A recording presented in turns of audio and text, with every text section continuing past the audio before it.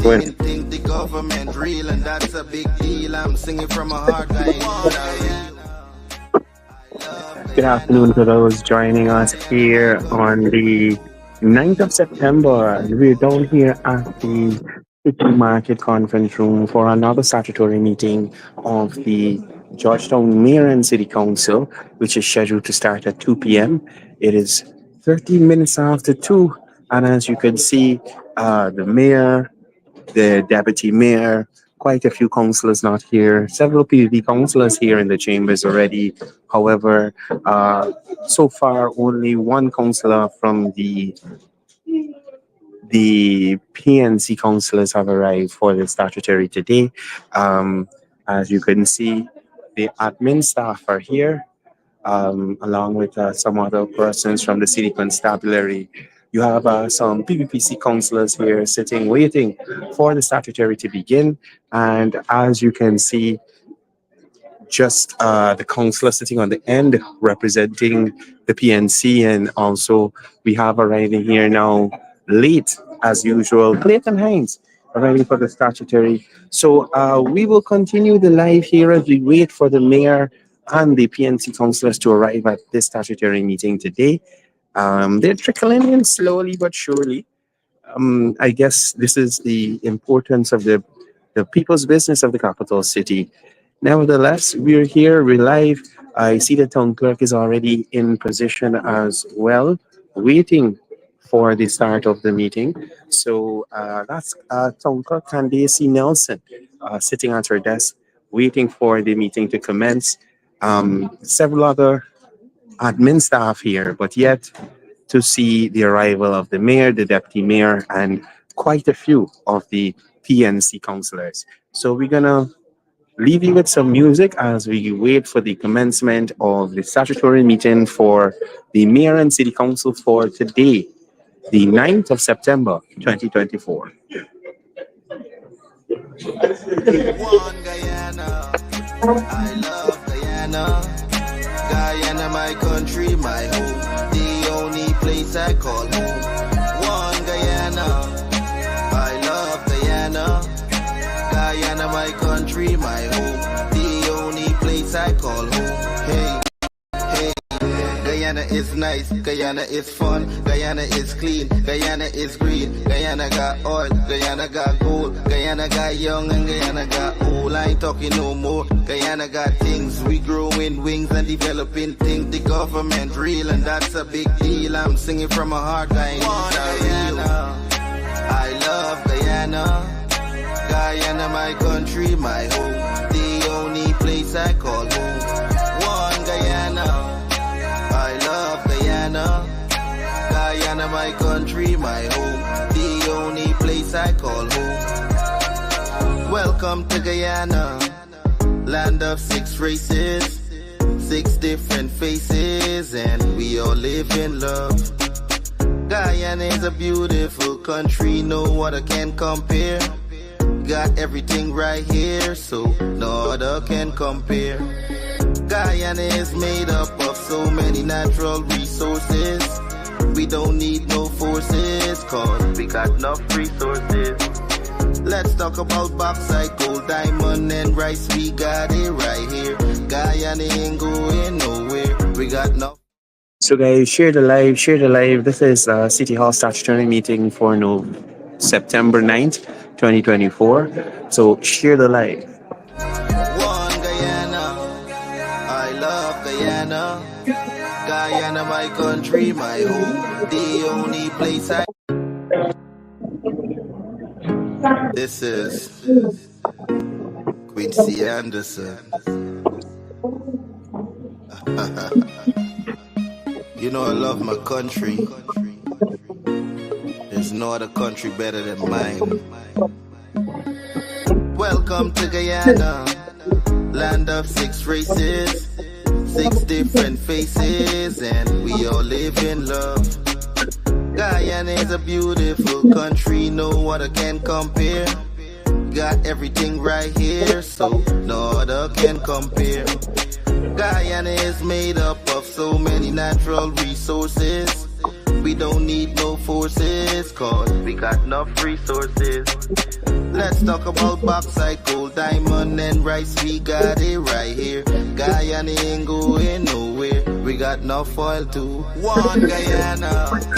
I love Guyana. Guyana, my country, my home. The only place I call home. One Guyana. I love Guyana. Guyana, my country, my home. The only place I call home. Hey, hey, Guyana is nice, Guyana is fun, Guyana is clean, Guyana is green, Guyana got oil, Guyana got gold, Guyana got young and Guyana got old. I ain't talking no more. Guyana got things, we growing wings and developing things. The government real and that's a big deal. I'm singing from my heart, I ain't Guyana. I love Guyana. Guyana, my country, my home. The only place I call home. One Guyana. I love Guyana. Guyana, my country, my home. The only place I call home. Welcome to Guyana, land of 6 races, 6 different faces, and we all live in love.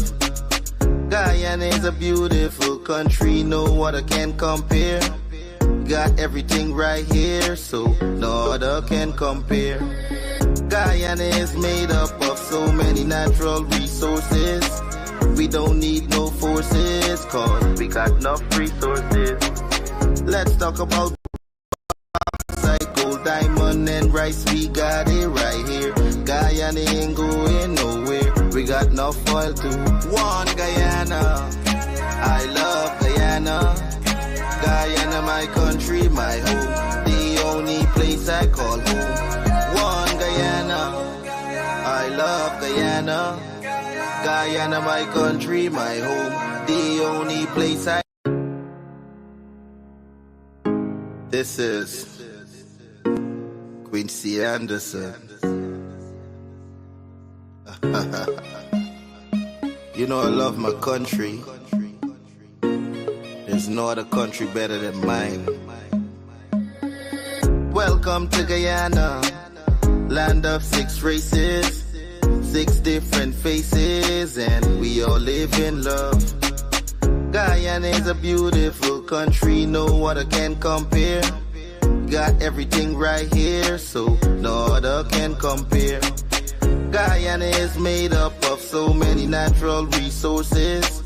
We don't need no forces, cause we got enough resources. Let's talk about bauxite, gold, diamond, and rice. We got it right here. Guyana ain't going nowhere. We got enough oil too. One Guyana. I love Guyana. Guyana, my country, my home. The only place I call home. One Guyana. I love Guyana. Guyana, my country, my home. The only place I call home. Hey, hey, Guyana is nice, Guyana is fun, Guyana is clean, Guyana is green, Guyana got oil, Guyana got gold, Guyana got young and Guyana got old. I ain't talking no more. Guyana got things, we growing wings and developing things. The government real and that's a big deal. I'm singing from my heart, I ain't Guyana. I love Guyana. Guyana, my country, my home. The only place I call home. One Guyana. I love Guyana. Guyana, my country, my home. The only place I call home. Welcome to Guyana, land of 6 races, 6 different faces, and we all live in love. Guyana is a beautiful country, no other can compare. Got everything right here, so no other can compare. Guyana is made up of so many natural resources. We don't need no forces, cause we got enough resources. Let's talk about bauxite, gold, diamond, and rice. We got it right here. Guyana ain't going nowhere. We got enough oil too. One Guyana. I love Guyana. Guyana, my country, my home. The only place I call home. One Guyana. I love Guyana. Guyana, my country, my home. The only place I This is Quincy Anderson. You know I love my country. There's no other country better than mine. Welcome to Guyana, land of 6 races, 6 different faces, and we all live in love. Guyana is a beautiful country, no other can compare. Got everything right here, so no other can compare. Guyana is made up of so many natural resources. We don't need no forces, cause we got enough resources. Let's talk about bauxite, gold, diamond, and rice. We got it right here. Guyana ain't going nowhere. We got enough oil too. One Guyana, I love Guyana. Guyana, my country, my home. The only place I call home. One Guyana, I love Guyana. Guyana, my country, my home. The only place I call home. Hey. Guyana is nice, Guyana is fun, Guyana is clean, Guyana is green, Guyana got oil, Guyana got gold, Guyana got young and Guyana got old. I ain't talking no more. Guyana got things, we growing wings and developing things. The government real and that's a big deal. I'm singing from my heart, Guyana. I love Guyana. Guyana, my country, my home. The only place I call home. One Guyana. I love Guyana. Guyana, my country, my home. The only place I call home. Welcome to Guyana, land of 6 races, 6 different faces, and we all live in love. Guyana is a beautiful country, no other can compare. Got everything right here, so no other can compare. Guyana is made up of so many natural resources. So, folks, the mayor has finally arrived at 25 minutes after 2 for this 2 o'clock statutory meeting. So, things should be getting started shortly, but it seems like he wants to walk around a little bit after arriving reasonably late.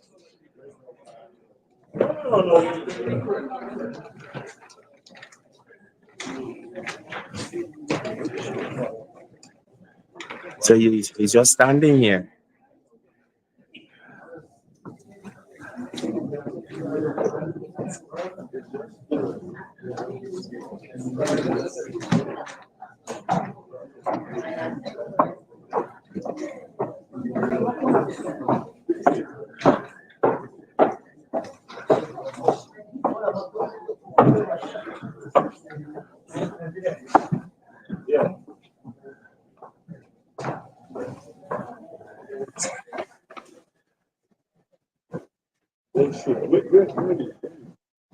So again, the mayor has arrived late, and I don't know what he's doing. He's, I guess, now doing some groundwork before he starts the meeting.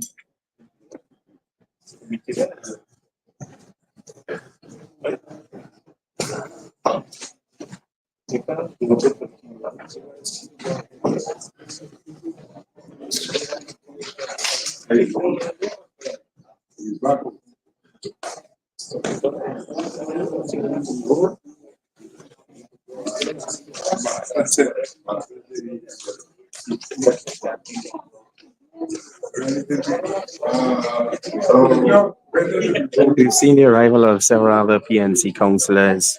I think this is enough to, I guess, constitute a quorum. But we are still waiting for the mayor to officially take his seat and commence the statutory meeting for today, September 9, 2024.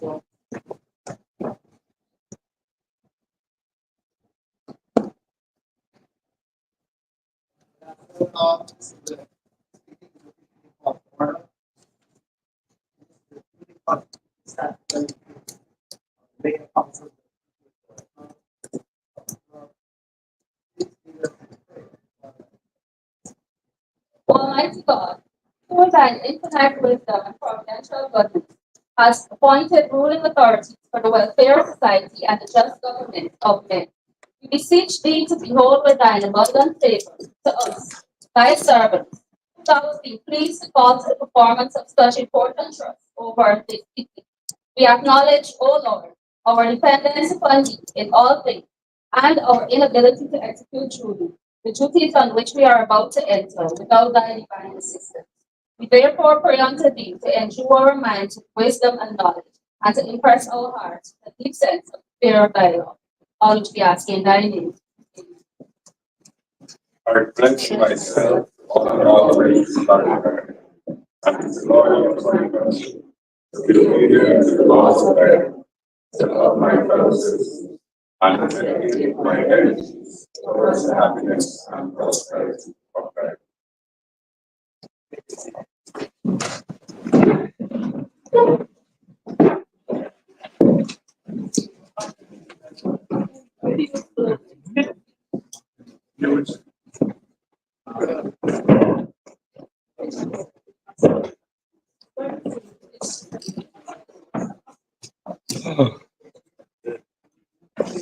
Folks, I want to apologize to the audience today. The PA system here at City Hall is down. They didn't really have much of one to begin with, but the situation has gotten a bit worse.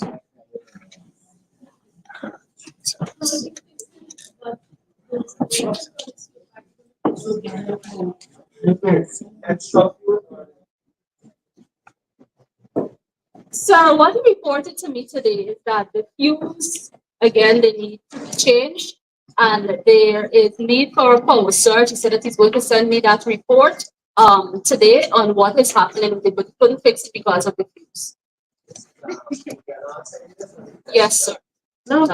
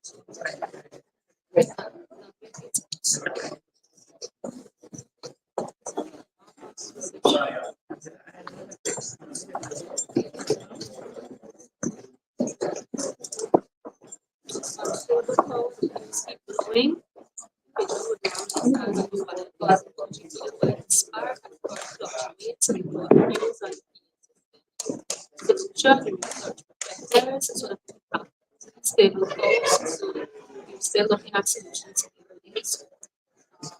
because we have the AC for comprehensive finally, we are also looking at setup for the PA system, triple GPL and partner today.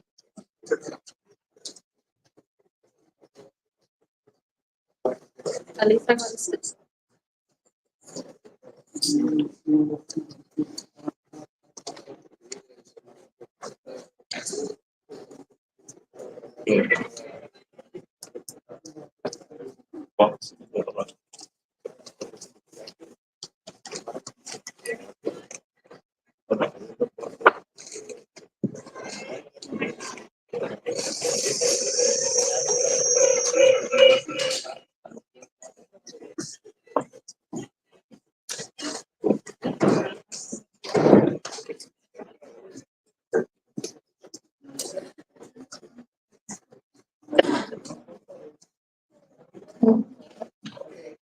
Order of the day, confirmation of minutes of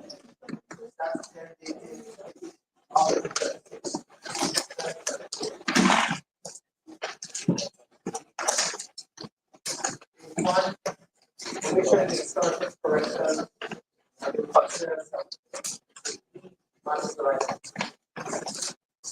Page 1, page 2, page 3, page 4, page 5, page 7, page 8, 9, 10, Page 10, sir. 10, Mr. Mayor, councillors, officers, on the page 10, I see the last, the penultimate line. Councillor Hines said that he requested a list of all plans to be submitted, not all plans, of all plans prior to plans prior to our last meeting. Let me explain exactly what I meant by that. When we had a small committee meeting, there was a period within which there was no plans coming to us. And that is what I requested. Those plans from the last meeting and that period when there were no small committee meetings. Those are the plans that I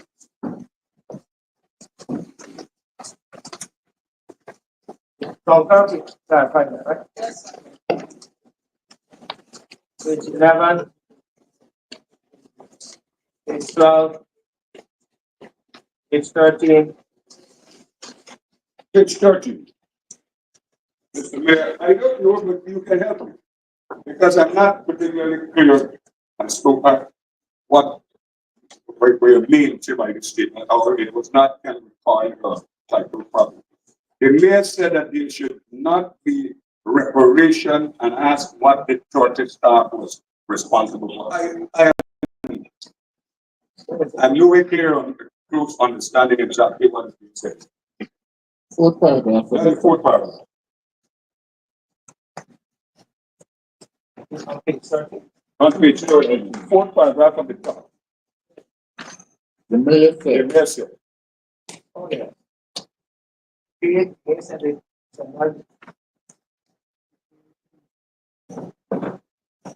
This is a very clear sentence, that's what I'm saying. not reparation. So I'm not going to check about the requirements, but I don't remember speaking about reparation. I'm not sure how reparation could be connected to what I said and then the sentence is finished. So the author fix that and bring clarity to the sentence. Noted, sir. Page 13, page 14, page 15, page 16, page 17. Page 17, I see here, under paragraph 1, 2, 3, 4, 5, 6, 7, 8. It says the accounting mayor. It's supposed to be accounting manager, but I sure the accountant is council.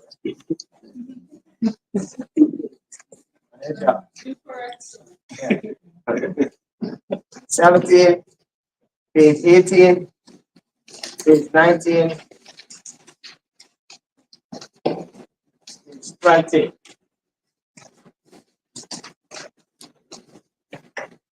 Can I have a mover? Moved by Councilor Mason, seconded by Councilor David. Matters arising. Page 1, page 2.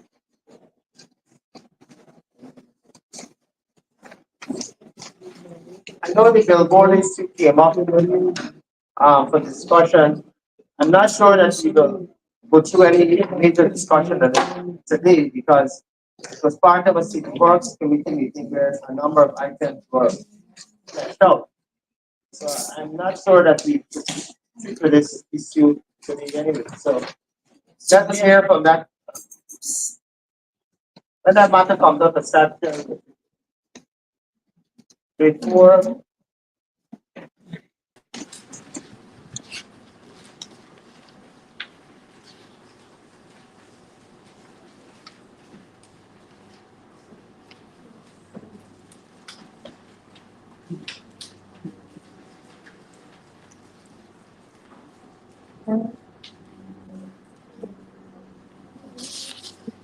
had like 5 and 6 on page 7. Could you give me a status of this matter on page 7 on the third paragraph? I didn't hear the language that people would have written. I hand it over here. All right. Oh. Hold on.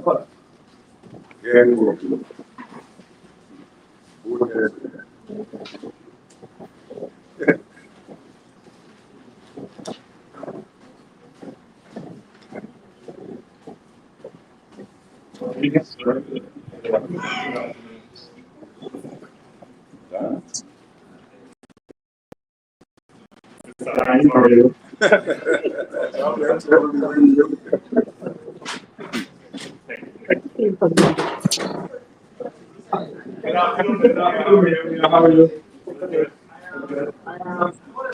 More than likely, I'm going to have it.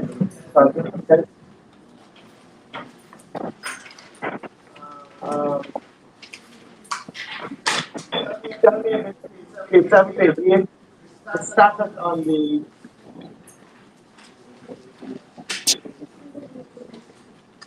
this letter to the ambassador of Chinese ambassador or excellency. Sir, the letter was done. A copy was sent to you today, I think, but it was done. Requesting a meeting. So that letter. Yeah. Okay.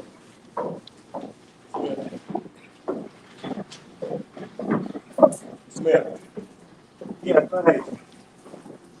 Go ahead.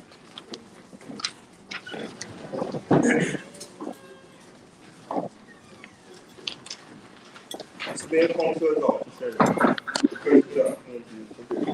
Page 8. Matter of the so we discuss here and basically in its entirety this funding at GCC. But I think most of us would have noted that this council. But I want to say, that I'm very much disappointed in the way in which it was done.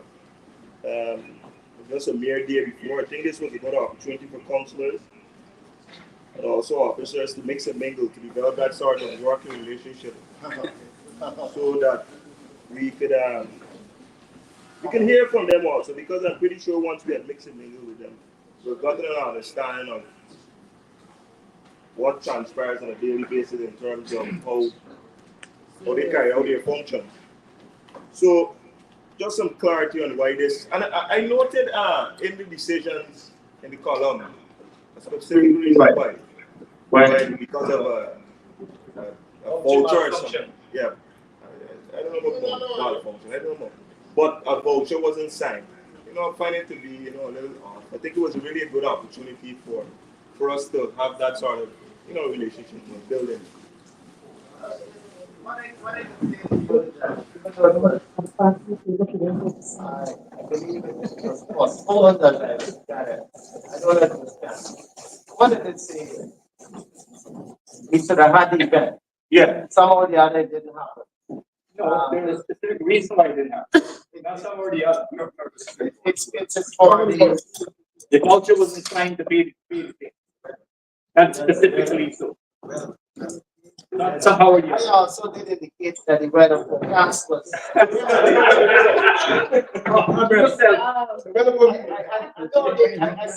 sent the pictures down to show that the likelihood of having rain was very evident. I live in South America. Just that the people who forecast the weather don't know how to forecast the weather. Again, though, I believe that's something that we should do because the president of the club has been talking and asked what's going on. And I did have a commitment to engage in whatever way.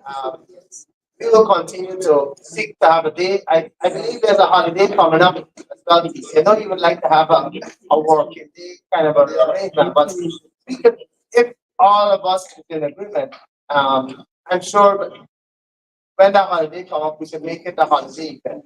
So let us look at that as an option to to see around the holiday when it comes up, if we can actually have an event on that. So I'm sure that you could send that around within the group, and we can have agreement on it. And now we have agreement on it. I'm sure Councilor Saul will sign that off because I did talk to him about and I think he even signed it before already. But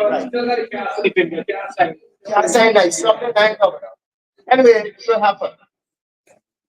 Yes, Councilor Alphonse. Yes, this one, I think that this is whenever it comes up, I think it's really important because things could get or tend to get a little acrimonious between all of us here and council. Between councilors and also between council and administration. And I think it's important for us to work on our interpersonal relationships outside, correct? Outside of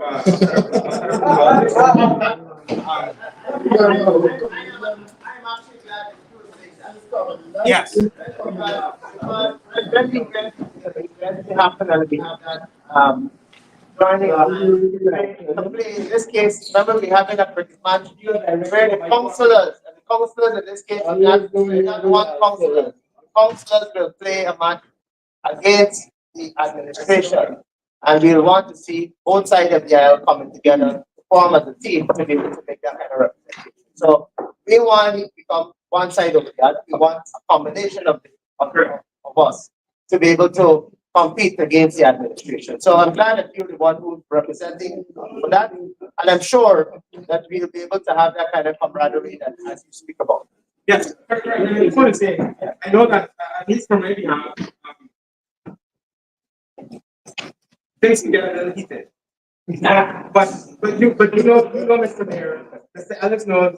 A lot of councillors from their side know that I try as much as possible not to get things, not to take things personally, right? No. I just I see outside of what you say, you also reach out to me to speak to that, even I didn't council or whatever. So I hear you, but sometimes we take the politics a little far from that. Councillor Hines. Yes, thank you, Mr. Mayor. I love the intervention of my colleagues here because the activity, the process of socialization is an excellent one. And I'm glad that the councillors who initiated this exchange we have and made this point to show that the social development committee is working. And some point in time, I like the point that we will have this activity, but it shows that they're taking their responsibility seriously in addressing this whole question of us working together in the interest of the people of God. Thank you. I'm ready to move on, right? You want to see over there? Okay, Councillor Young.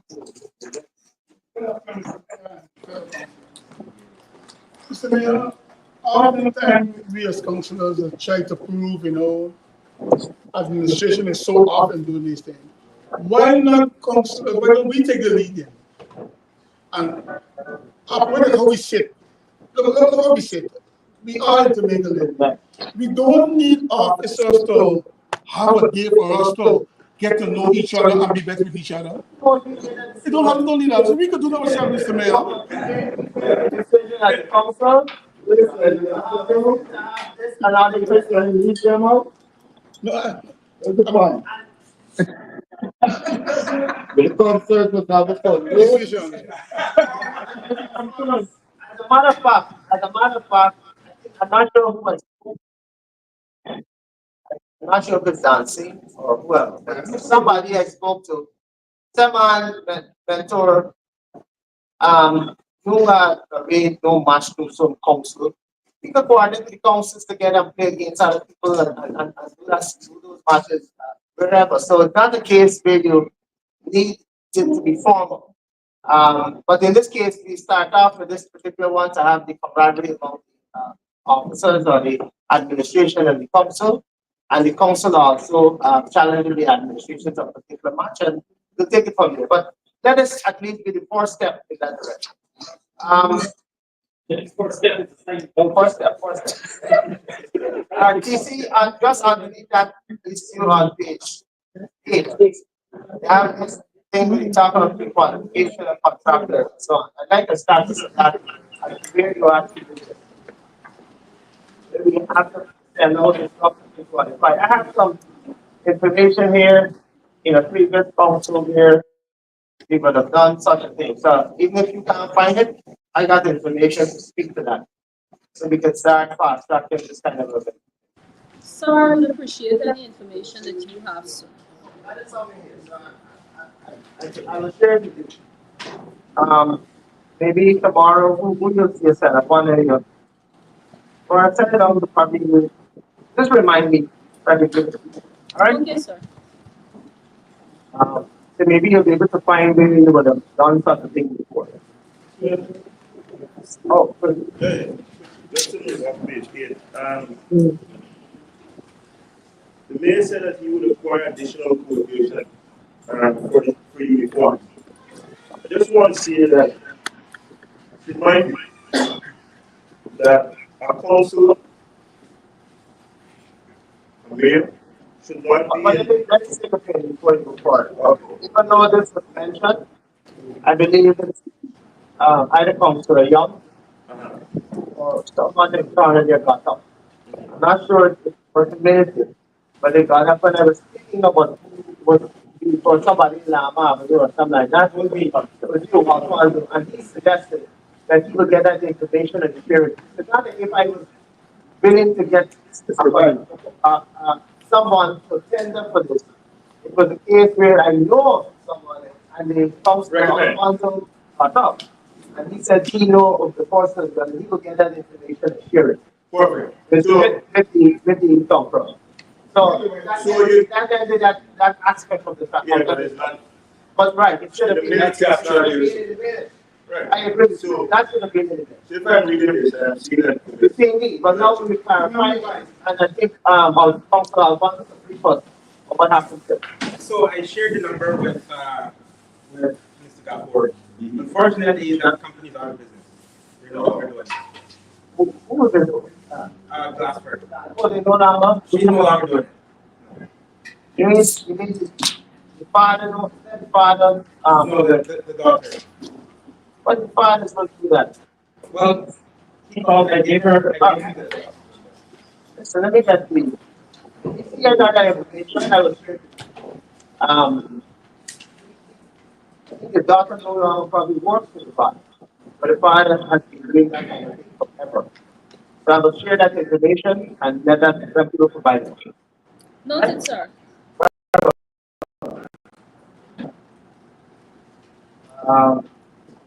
At 9, here also to see on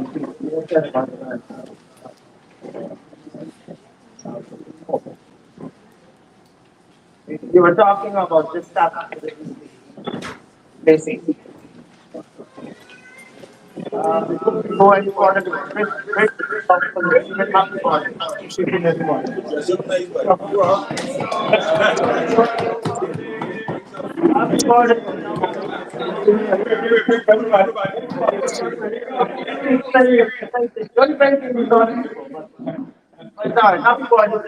thanks everybody.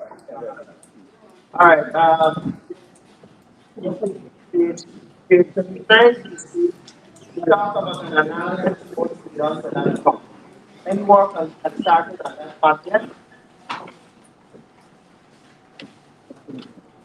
It's an alien piece where we have about $20 million. Once you repay. Oh, The treasurer got information on this matter. The treasurer. she hasn't completed it as yet, Oh, sir. okay, good. All right.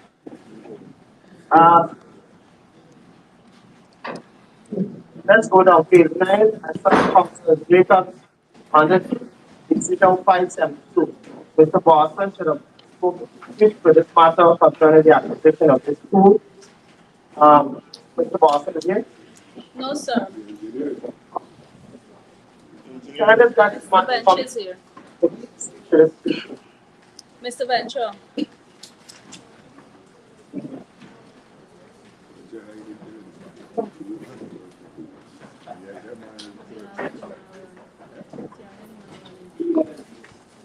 Good afternoon, Mr. Mayor Council. The surveying equipment they were acquired today. Ah, lovely. Wonderful. Wonderful.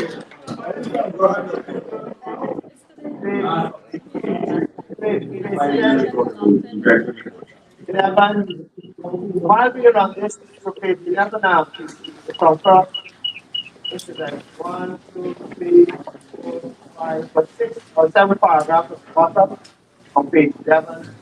The top is the bit tomorrow, cemetery, that matter concerning the people in the cemetery, and I think the gentleman has to get some payment.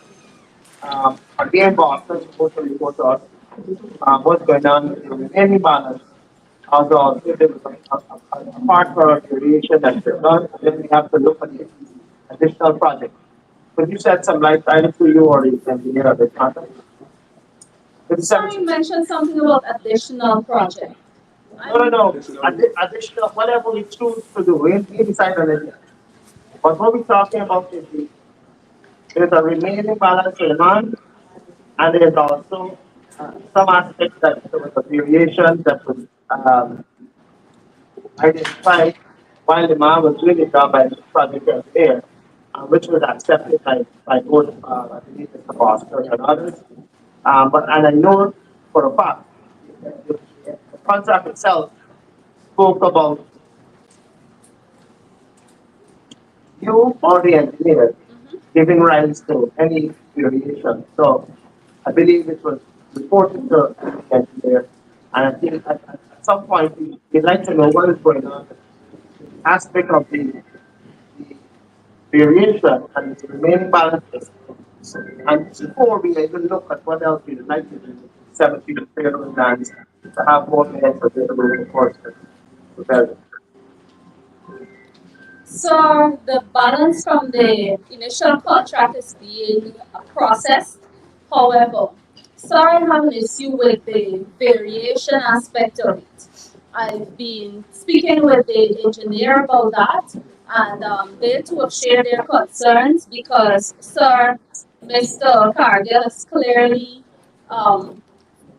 he is forfeited that contract by attempting to do any variation work without any approval. In addition to that, sir, the cost of the variation work, according to a letter submitted by Mr. Cargill, amounts to $1.5 million, when the original contract is $1.2 million, sir. That cannot be considered emergency work. What I know for sure, the application by the gentleman who speaks of the daily balance, also speak about a small aspect of the variation. I'm not sure what was sent. You're saying he provided to you information speaking to remaining balance plus variation amounted to 1.5. Yes, sir. I received two correspondences from Mr. Cargill. The first one was seeking the balance of the $900,000 plus an additional $300,000 in variation work. Then I received a second correspondence last week seeking payment for variation work amounting to $1.5 million.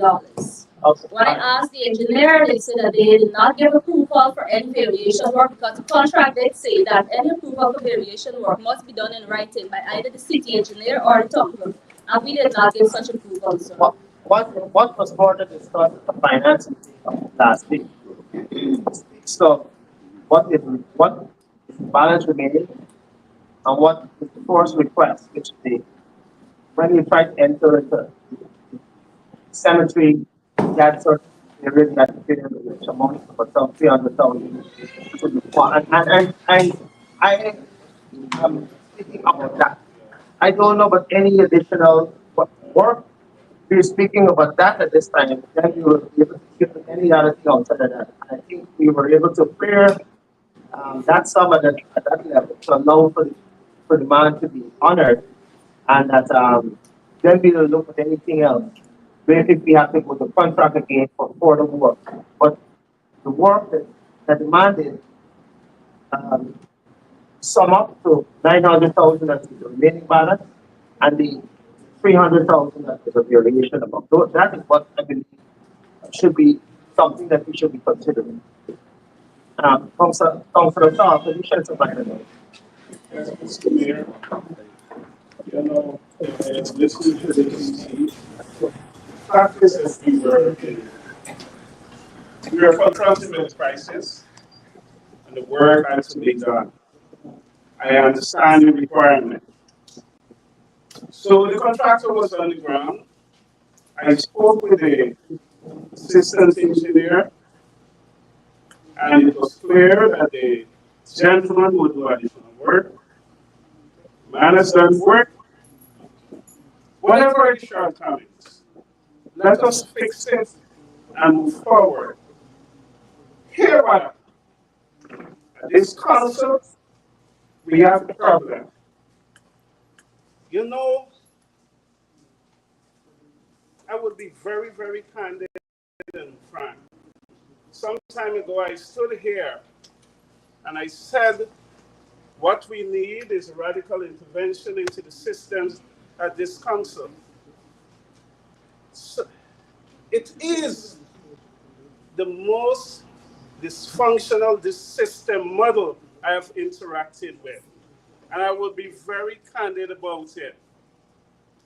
Whenever demand are made on the system and it goes into the conversion or the transformation node, there's always a problem. Here what we have. Our staff are immersed in bureaucratic ritualism and bureaucratic inertia. Seriously. And we need to address this issue. If we have a problem, yes, I agree. We may not have slavishly followed the rule. But here is the problem. The work was done. We can go and check the work was done. Yes, there might have been shortcomings, but the work was done. You know, in military warfare, one of the most important principles is selection and maintenance of the aim. Yet, there is flexibility.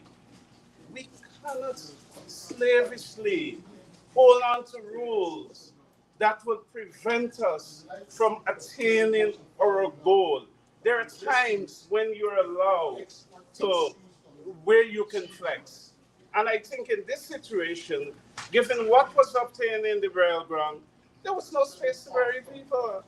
And even as we go on in the midst, you will see we were meant to do a reconciliation. The work was done.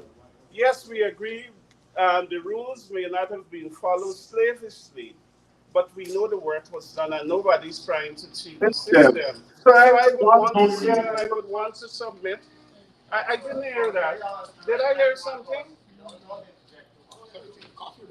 Oh, I hope so. I hope so. And therefore I ask, let's just pay the man. Let's just pay the man. We can go back and we can look at what went wrong and so on. And in the future, we can correct that. Thank you. Hi, thank you, Mr. Mayor, councillors, officers. Jaina Ryan Singh. Put a respect here, man. Anyways, Councillor Saul accuses admin of bureaucratic inertia, when it's quite the opposite of what they're doing. As the town clerk has very clearly said, a contract has not been signed for any extra work. That shows vigilance on their part, that they didn't just sign the voucher or have it not signed, as the case may be in some situations here. The fact is, a contract was signed for 1.2 million. Work was done. 25% was paid up front. 900,000 is owed. The town clerk says that money is about to be paid. Any variations thereafter has to be first cleared by the engineer, as I have it. But that is not what the town clerk just said. So the DCA says that does not happen, and the engineer at the last finance meeting says that does not happen. So any of the further funding disbursed has to be put on hold until those things are put in place. Regardless of work having done, maybe we can re-examine it and have a payment at some point. Sure, people have worked and people need to be paid. But let's do it by the book for once, you know, rather than shortcomings and pay them. No, we can't do that, in my opinion. Thank you. Councillor Hines, then Councillor. Thank you, Mr. Mayor. Mr. Mayor, I heard you and my colleague here quite rightly critical at the meeting. Our finance committee addressed this matter and came to a position how, one, urgency of what is to be done. Contract was prepared for $1.2 million. The work was executed with what was reported to the Cabinet Committee with a slight variation of 300,000 additional. That will make it about 1.5.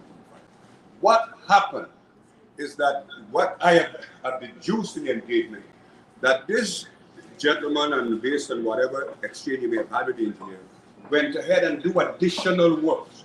Now, because of the existing contract, and he's claiming additional payment outside of the 1.2 to 1.5, that's what I hear you say, which would carry way above. And Mayor, you made the point at that meeting that we could not have considered that volume of claim because the original contract was only for 1.2. Correct. So therefore, while we agree at the level of the committee that we will address this, the 1.2 with a little slight variation, 300, those works that were executed to where that he's claiming for an additional work that has to be done for us to be facilitated with space would require a putting together of a separate contract. And that is what I am interested to hear, whether any movement has been made in relation to putting together the additional contract for the 1.5 and for the balance of the work that would give us more space. I think that is what was decided at the Finance Committee meeting.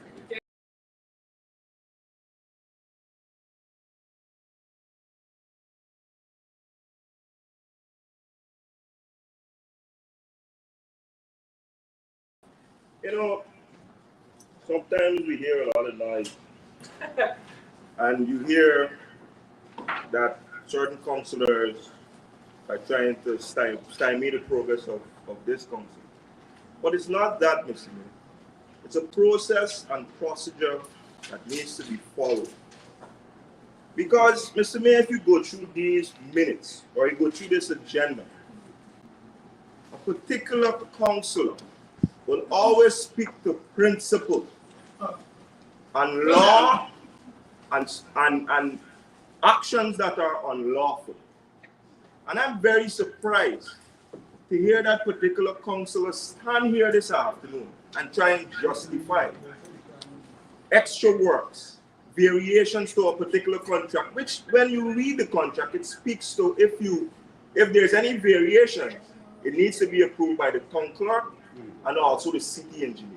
It's just having the right process and procedure. Let me say, Mr. Mayor, I am very happy of what I have seen in the cemetery by the works executed. It's wonderful. And I'm happy that the council is at the position now to afford burials to persons. But it's just the right process and procedure. That is all. So don't let us at any single time try to justify the wrong. It is wrong. Let's accept that it was wrong. We need to follow a process. That is all. Well, I've heard a lot of comments on this matter. Proceed forward. I don't know if I really actually need to hear it. Unless you have something different, you can ask it. Council, assistant council, come back to this. If you have anything new, I will ask. Mr. Mayor, we start, Councilor Andrew. We actually chastised one of our own engineer on his work for spending money on our property. Money, similar thing. And now we try to say that this was all work, we must just go ahead with no. In every contract, there's something about contingency. We don't know if that money exists, but follow the guidelines and write TC on the engineer and ask for their approval. That's all I say. And the board should not be allowed, it should pay for their work, but not easily. It should be made to follow the process. You gotta wait until we know we got to get then you get paid. They can't ask you to give you money, don't know we have. Understand. Councilor. I just want to take us back to one of the last audits that were done for City Council in 2015 for works done at the very same cemetery. Some of the what the auditor found is about $148 million worth of works done at that cemetery in 2015 had the same track record as what is happening here. A lot of work that was done that had not been approved. There were no existing contracts. There was nothing there as a backup evidence that this work was indeed ordered or that's 2015, sir.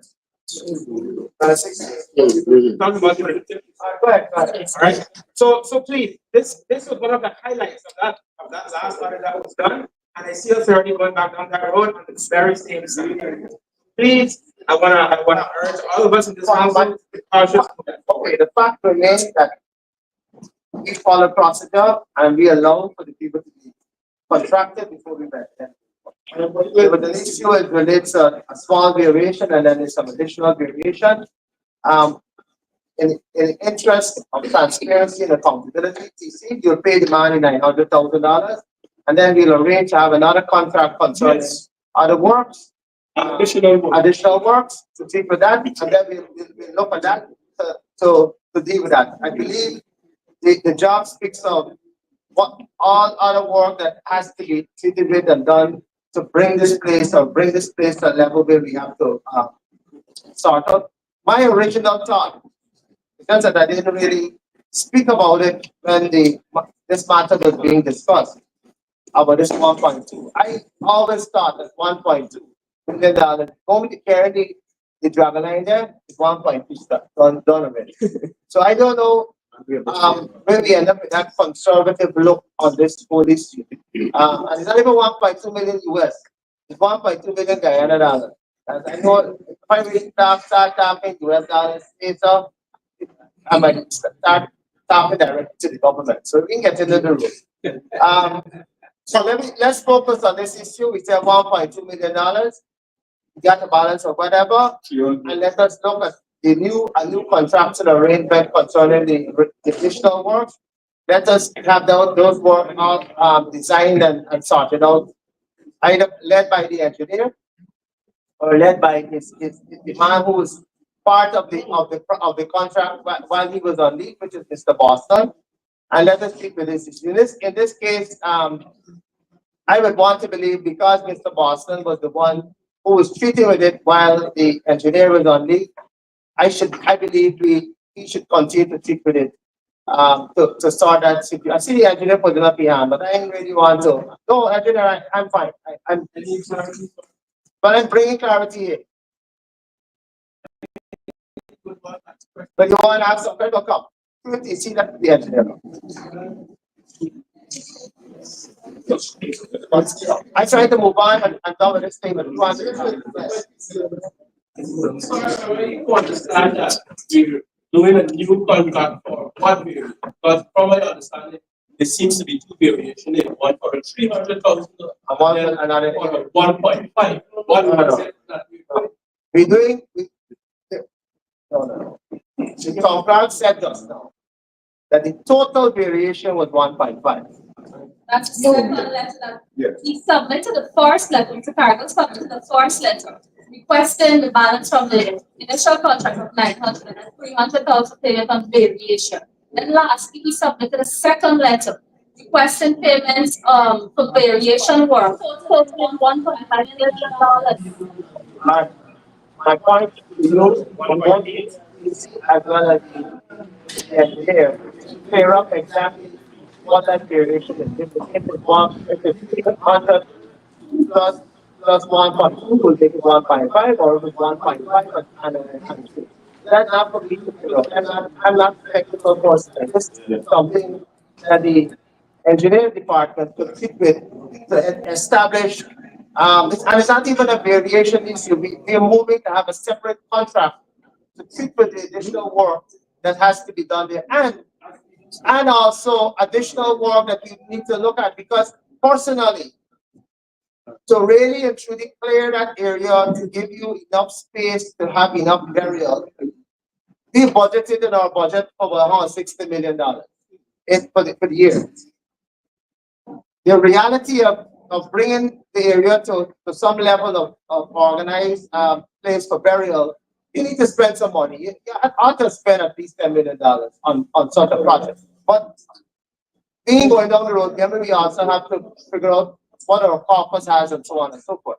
So the fact remains that it's for you, Mr. Engineer, and the town clerk to clarify what the amount speaks of, 1.5 or an additional 3 or 300 and the remaining 1.2, whatever. But that is something you will need to work with the contractor on to fix those issues, because at the end of the day, a lot of work, I believe, based on Councillor Saul and so on, was actually completed. Again, it might not have been completed based on your instructions or based on your fiat. It was approved based on the engineer on the, which is Mr. William, Mr. Hollingsworth. Says or not even being approved by your office. So the procedure for the contract was not even followed.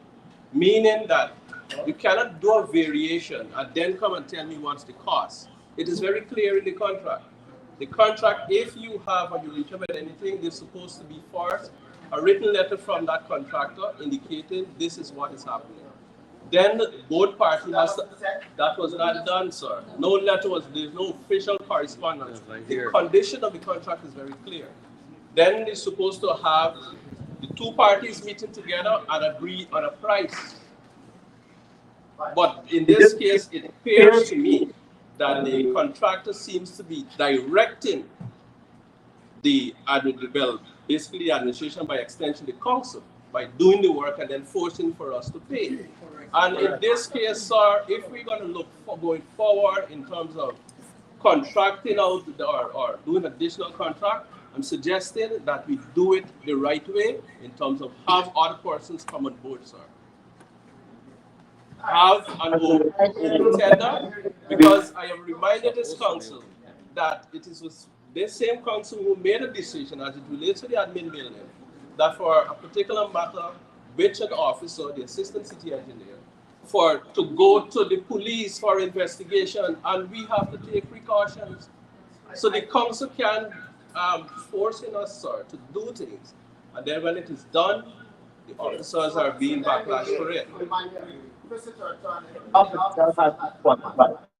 The additional, whatever. So the additional job or whatever the job that is there, that is even done, or whatever else that needs to be done, ought to be quantified. And when it's quantified, we look at treating with it with the contractor. Ideally, I don't know. So what that's what I'm aware of. I don't know what 1.5. But the document listen to you on that. No. I received correspondence which company discussed with me. In addition, after the first document was sent, requesting for payment and an additional $300,000 representing 25% of the contract sum. Then June last week, during the meeting, contract brought to my attention that she received an additional correspondence from that particular individual, claiming $1.5 million as a variation. So it seems to be two variations, right?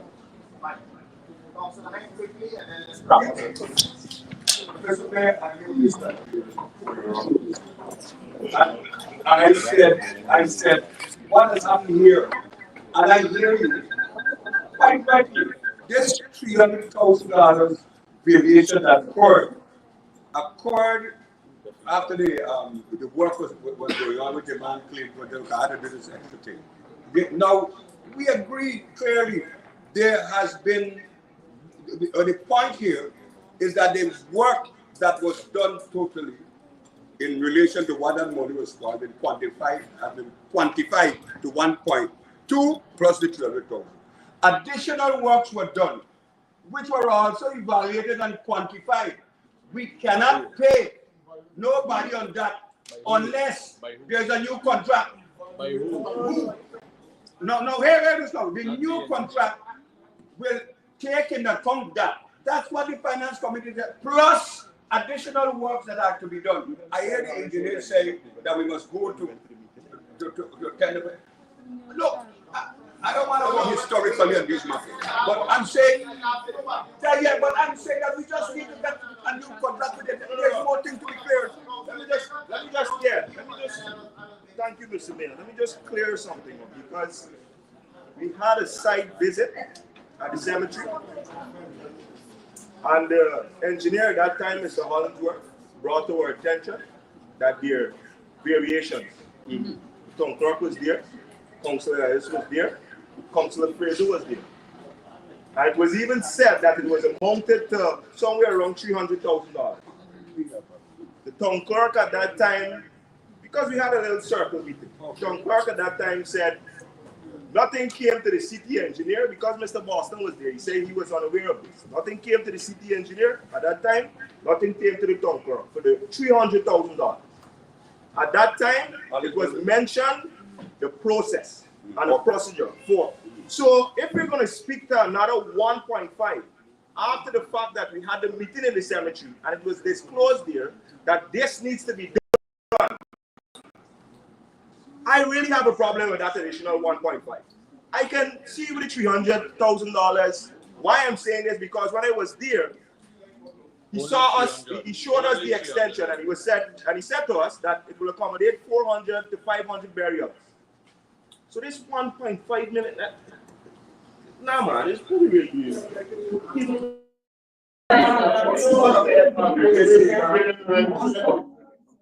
Mr. Mayor, sir,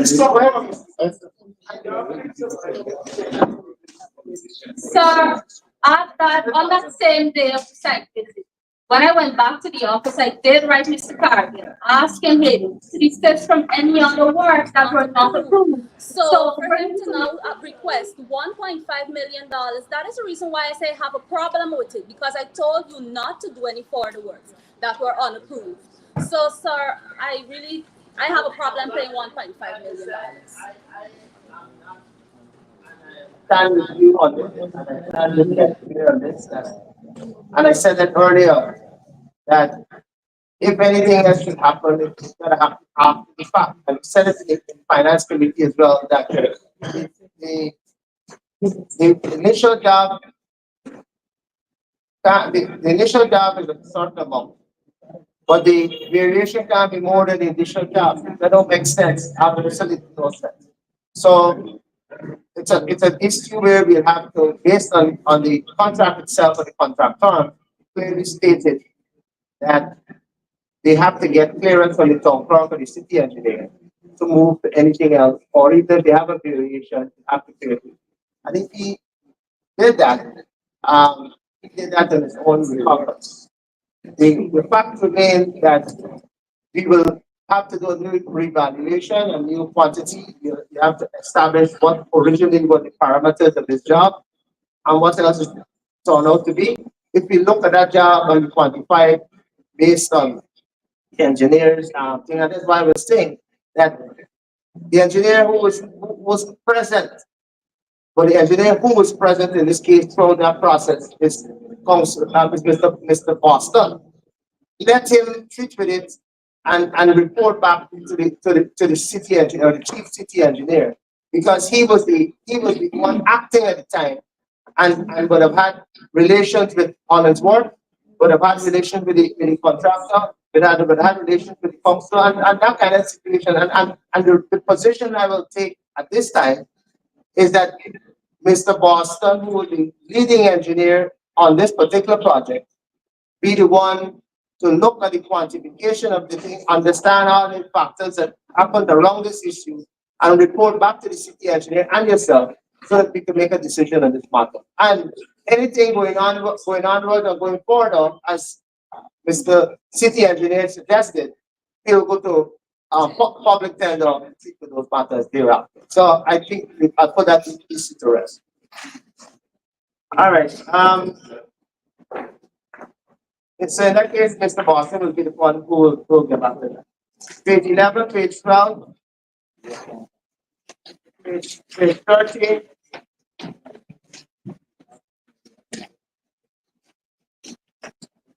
Mr. Boston, right down here. Come back when today? No, sir. Sure, ask the man, ask the young man. And Mr. Garland.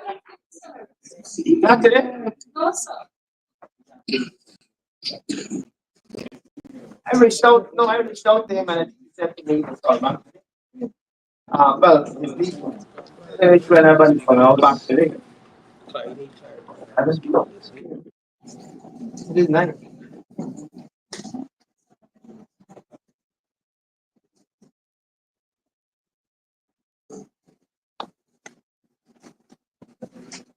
All right, page 12. Mr. Mayor, Mr. Bencher would like to give some clarification to page 12. Yes. Under the City Constabulary Department report. Yes, go ahead. Good afternoon again, Mr. Mayor, Councilors. Reading the comments made by Mr. Barricade, section 5 of the city building bylaws does not speak to anything about serving of the notice on any person. Also, section 15(1)(a) does not give clear as to how notices are served, sir. In the second paragraph under the report, set 5, and then in the second paragraph, and then you have this paragraph that have 15(1)(a). It's not that, sir, doesn't speak specifically as it relates to serving of the notice, sir. And these notices are properly served as it relates to the posting of a notice. The 2801 under section 212 gives clear guidelines, sir, as to how notices could be posted. Yes, sir. I could read it. Why I was saying this to you is that this came up in a recent issue where we went to court because the notice was posted to magistrate out the case. But it happened. Matters have to be properly represented by our persons who are representing it, sir. But it was told by Sir 2801-312 gave guidance. I'm not sure who tell us this, but I heard this in the It is stated here that the notice, Mr. Bargain also mentioned that the notice was not properly served. Section 312. Well, I believe it's because it's not served on the person or it's not served by it was posted. It is about. How much matter are we dealing with here? There's the Loretta King matter, sir. Loretta King, what case is this one? I'm a bit concerned also. Who's Loretta King? It's a matter that where the applicant would have received permission to carry out construction work on a condominium apartment or what we call range house. They have deviated from the approval that was given. Right. There were attempts to speak with those persons, and there were hostile responses coming from members within that household.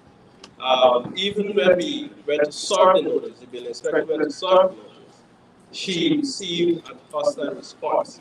And as such, that's how we reverted to do the register post. And that's why we sent it to prosecution. And the mere fact that the person also appeared in court would mean that they acknowledge receipt of the letter, of the notice. And section 312 guides, and this was also confirmed because I spoke to some top attorneys that it relates to this. Section 312 is very clear. So we would need to have proper representation. It is the 2801, sir. 2801, sir. Constabulary don't have a bylaw, sir. So there's a part, and this continues the one that's talking about. This constabulary. You want to check the trial? Let's check the trial now. Yes. You want to read it there? It says, and you have from 312 from A to E. So you have here publishing of notice, serving of documents. any notice or documents required or authorized to be given or served on any person under this act may be given or served either one by delivering to the person or by leaving it to the user or last known resident of that person, or in case of a company at the register office, or by delivering it or forwarding it by register post addressed to that person at that office. You have C, by forwarding it by register post address to that person at the usual or last known resident, or in the case of a company at its register office, or D, by delivering it to some to which it is related to, or if there is no person on the premises to whom it can be delivered, so delivered, then affixing the same to a conspicuous part of the premises. So, guidance, and what we need is proper representation so that these battles will not be stopped. My thing is that two councils ago, based on a notice by registered post or something delivered by mail, the matter was thrown out by the magistrate. I'm not sure who reported that this to us. Right? Mr. Babagin spoke. Yes. So I don't know if Mr. Babagin could come and speak to us about this. The information is clear here. It speak of that. It speak of what you could do, what you can't do. And why is it that matter was thrown out to the court? So through you, if you see elected, hear from Mr. Babagin. As we get to All right, go ahead. Yes, sir. The matter what is here, so the record matter. Right, that matter was dismissed one. The serving of the notice by mail, that's one. According to section 5A, do not paragraph, sir. The engineer section serving that notice on the person itself. It must be served by the council in section 5A. Chapter 2801, sir. No, 5A. No, 5A. Now the one. 5A also. 5A of what? Because it can be 5A of the Municipal Disposal Act. Under the city building bylaw. Oh, okay.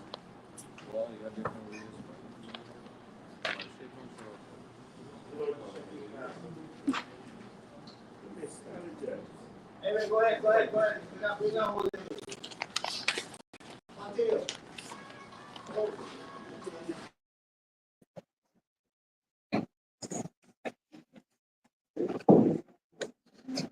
Continue, Mr. Rodriguez. Yes, sir.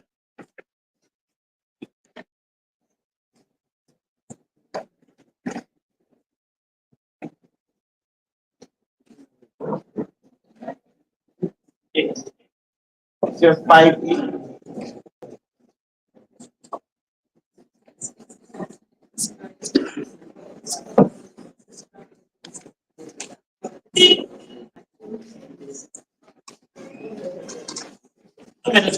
Not like 5 weeks. Or the actual building bylaw or city bylaw? Building bylaw. I can't read the actual building bylaw. Therefore, there are four unknown areas.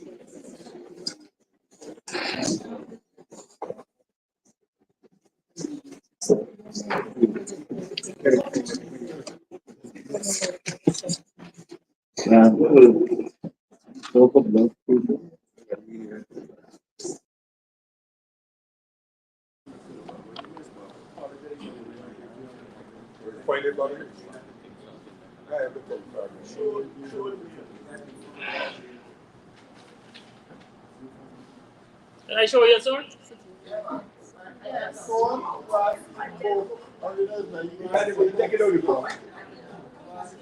Yeah,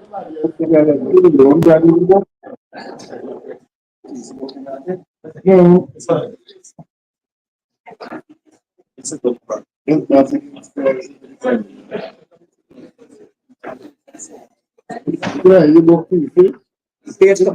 Everything I you go to the already. It's well to job book of No. He's reading from a minutes of a meeting when something was quoted as 5B. Now read from minutes. Sir, this section here is from chapter 21, the city building bylaw, section 5B. Listen,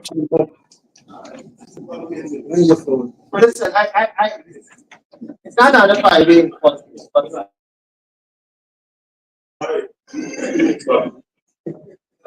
Anyway, come on. Something in that now. We will, DC, we will stick with 12. And 12 itself, DC, 12 itself speaks of all the options that you have. And I believe in the future, when Mr. Babbitt and others going to report to represent us, they have to let them know that the last speak of it. So they must guide the magistrate as good prosecutors of this cause. All right, let's proceed. Page 13, page 14, page 15, page 16, page 17, 15. Sorry, 15. Yeah, quickly. Mr. Mayor, councilors, officers, page 15, paragraph 6. I would have stood raised the issue where the back of March and Belt, constituency 12, is infestation of mosquitoes. I'd like to know what's the update on this. Which doctor? Doctor Nanya? Were you able to treat for this matter? Or I thought he was to get back in touch with you or or whatever. To treat for this matter. This was a urgent issue. 2 weeks after we come back to the same thing.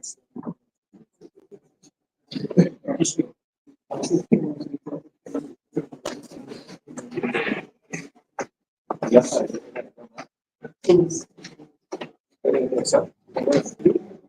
We got plans for those north from Gulf and south from Gulf at the same time.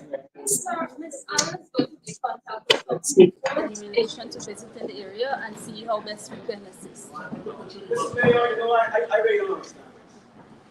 They've made several contacts with me, and I said I will make myself present.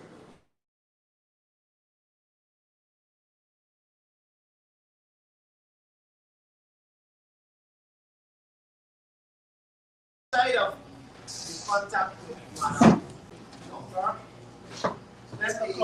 department allow for spraying outside in that area, all north from that or south from that, and give it a spray drum. All right, and then we have to go forward with in collaboration with the government. Let us do that, but it's something that has to be addressed.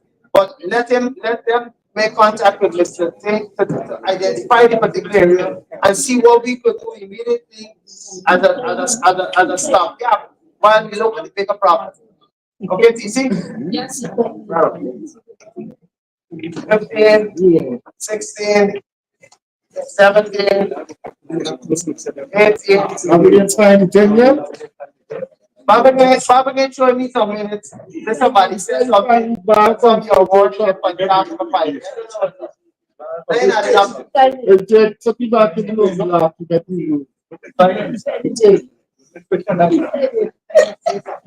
If you turn on the line and red Jacob Flanagan, it's in.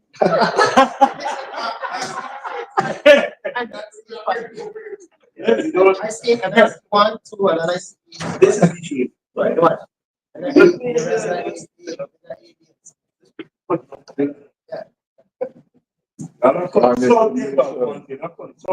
right. Okay.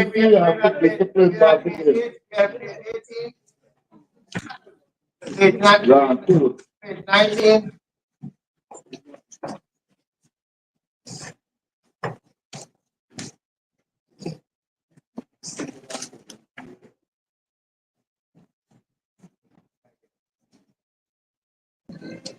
Yes, yes, I want to recommend on Mr. Mayor to be here. I recommend on please.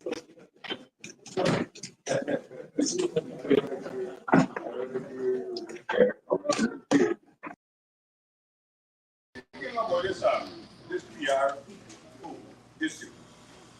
Now, I have been a proponent of very effective public relations work to be executed. It's council for the time I came here.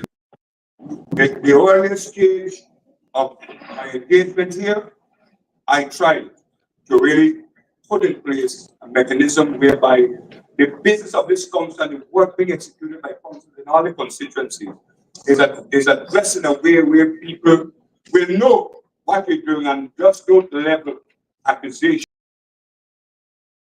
Shortcomings in terms of solid waste, engineering department, execution of works, and all these things. And I'm saying that we have budgeted in this cycle of budget that where we need to have a unit or some mechanism that will address public relation needs of this council, which is very pronounced right now. And I notice here on this page that we spoke about an officer. I am not, there's too much of a kind of run-of-the-mill approach to public relations. You put an officer and there are a number of other variables attached to that kind of position. I am not inclined to go that route, Mr. Mayor, because the nature of the work that is required now in terms of public relations has to take into account our mission as an entity, as well as the various methods being applied in kind of dispensing with the responsibility of councillors in the various constituencies.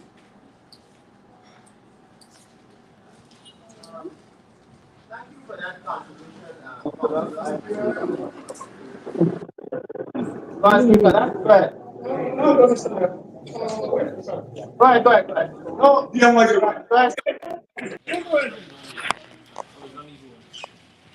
Mr. Mayor, a very good friend, Councilor Finger, Councilor Souls. Would always advocate for certain things, And there are some things he say would be very admirable, and then some of you would want to leave. But I pluck out the single one, Mr. Mayor. Mr. Mayor, there's this whole talk on the media, social media, in the news and all that, concerning this $6 billion that is owed to this council. I don't think we can pass them, Mr. Mayor. There's a lot of money owed to this council, Mr. Mayor. What I'm talking about? Listen, when you finish, I will speak to my position on this matter. But you finish. Mr. Mayor, it would be nice if the administration could tell us if this is true, and if we can ask for a demand notice so we can know what's going on with this amount of money this council really needs. Because I myself tried to verify if such an amount actually exists in the name of the People National Congress Reform, which I saw the Honorable Vice President speaking about with authority, saying that it's sold by the People National Congress Reform, which there's no account in the record of the council that speak of the account of the People National Congress has an outstanding indebtedness to the council, and I would like the administration to answer that. I'm saying I did my own due diligence. I would like to hear the talk. I want to hear the talk. That the question was posed by Mr. Young, Councillor Young, to the talker. Let me hear that. Yes. But I am not administration, but I'm hearing from you.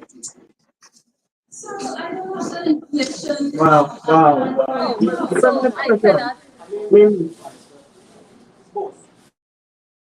Like I said, I do not have such information in front of me at this time. If you give me some time, I can ask the City Treasurer's Department to do a search. Pardon me? If there's an account for that amount,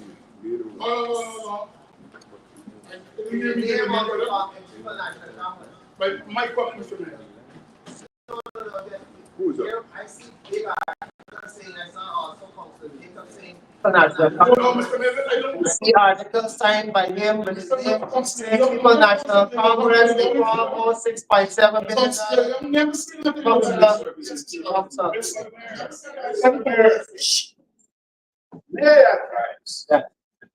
The great fear. Who said whether it's Stephen Jacobs, that information is confidential. We have never made available any confidential information available but about any ratepayer. And how can we just put people information outside there?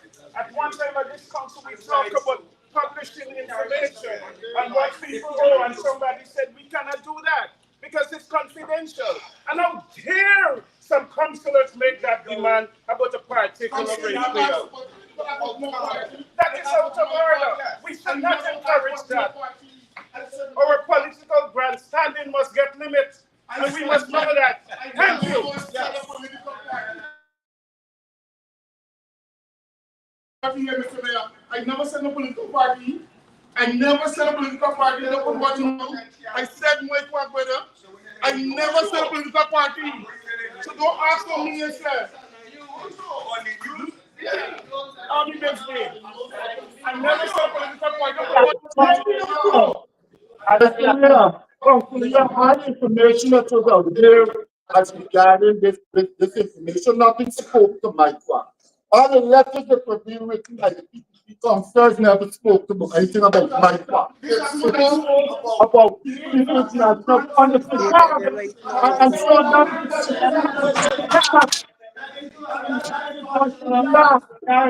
So we are don't come and put things out on social media and then come here and want to twist it. If you want to get candid, let me get candid, councillor. If you want us to get candid, let us get candid. Don't come and twist the facts. Don't come and, when I stand up in this council, I speak from an informed position. I do not stand here and speak because I want to prove a point because of my alliance to no political party.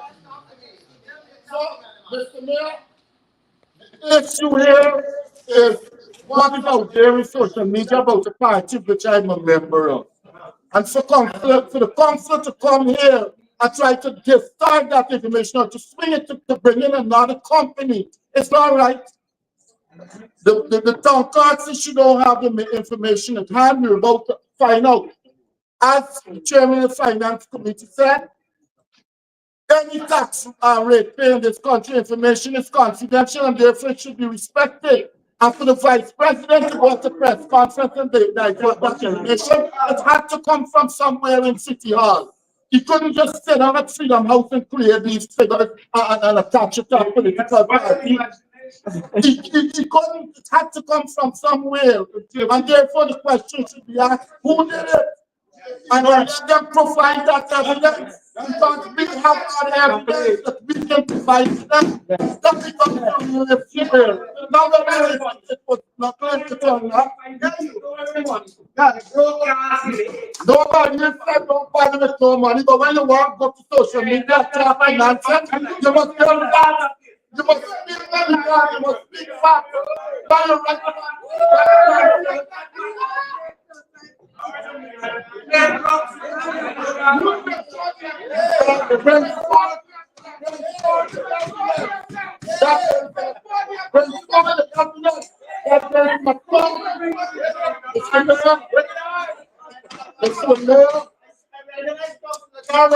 I challenge the administration of City Hall and by extension the PPP council because they're part of the administration because we know 70% of the administration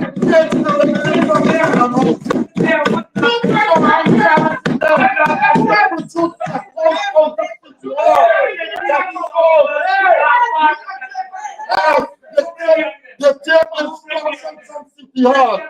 They're taking instructions from Freedom House. I challenge the administration at City Hall to produce their account.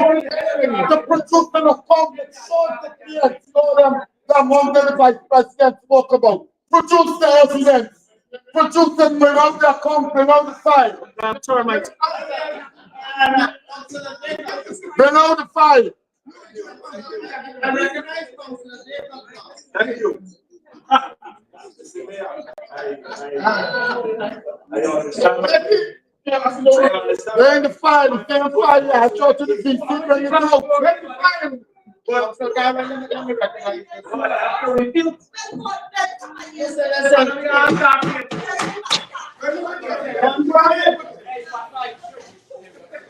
You know,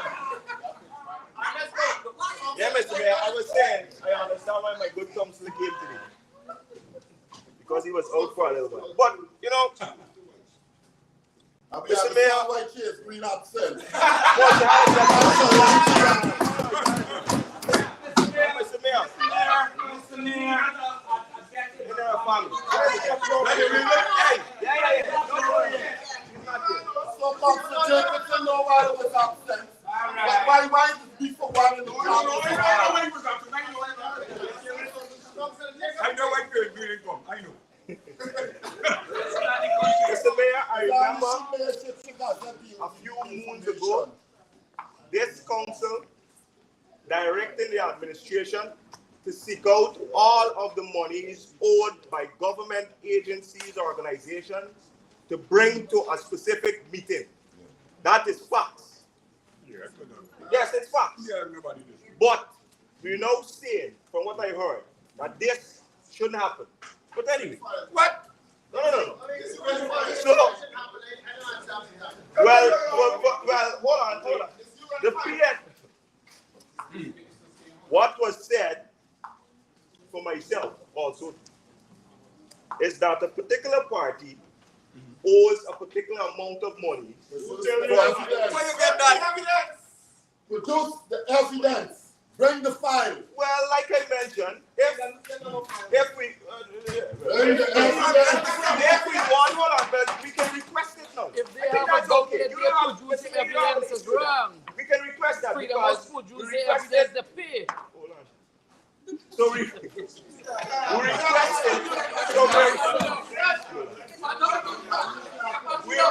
it. We're requesting that these information are brought forth. Hold on, one other thing too. One other thing too. Because I requested it now. I can formally request it as a council for all political parties since this policy was already passed. I'm also requesting that every single political party who will then benefit from this institutional rate pay their taxes that were owed before this policy was approved. And then also, I'm also suggesting and also requesting if we have a delinquent ratepayer in the form of an incorporation situated at Sapphire, I think it's H or G. Sapphire, we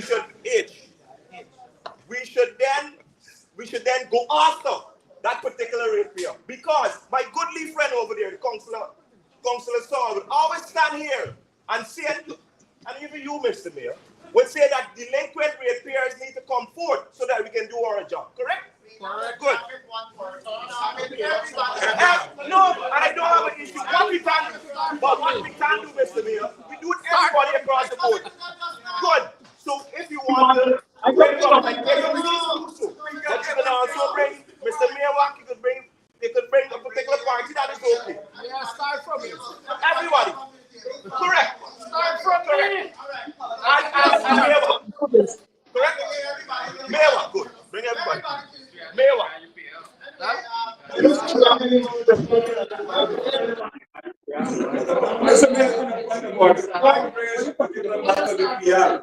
And then I brought it to this thing. Listen, I was gonna raise that matter on my some of the matters I have to bring up. So I'll bring it up there to make a decision and I won't miss it. All right, let's proceed. 1920 moved on. Confirmation, open it.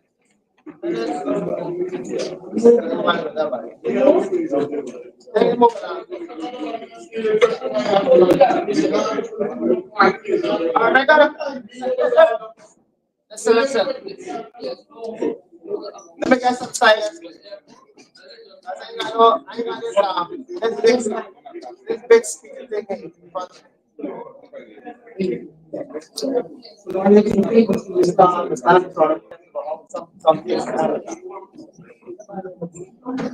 Listen, Casey, I think I don't want to have to shout in the future. I think in the last finance meeting, listen, let's never get the last finance meeting, if the thing came up concerning speaker and whoever's had to be here, as well as why we have these various camera forces from different agencies doing a live. I believe this council should do its own live and have its own thing set up. We come to this stage in this council life where even meetings itself, some meetings, some of us could stay from wherever and be able to be part of the meeting. And we need to have that kind of a system set up in here. And that will also move on to when we move back to Ms. Garland's City Hall, wherever that building is set up. With all this technology around, we can't be behind the 8 ball. We got to do something about it. So I did indicate to someone. So while 3 persons or some persons were named, I also spoke to the same communication person here.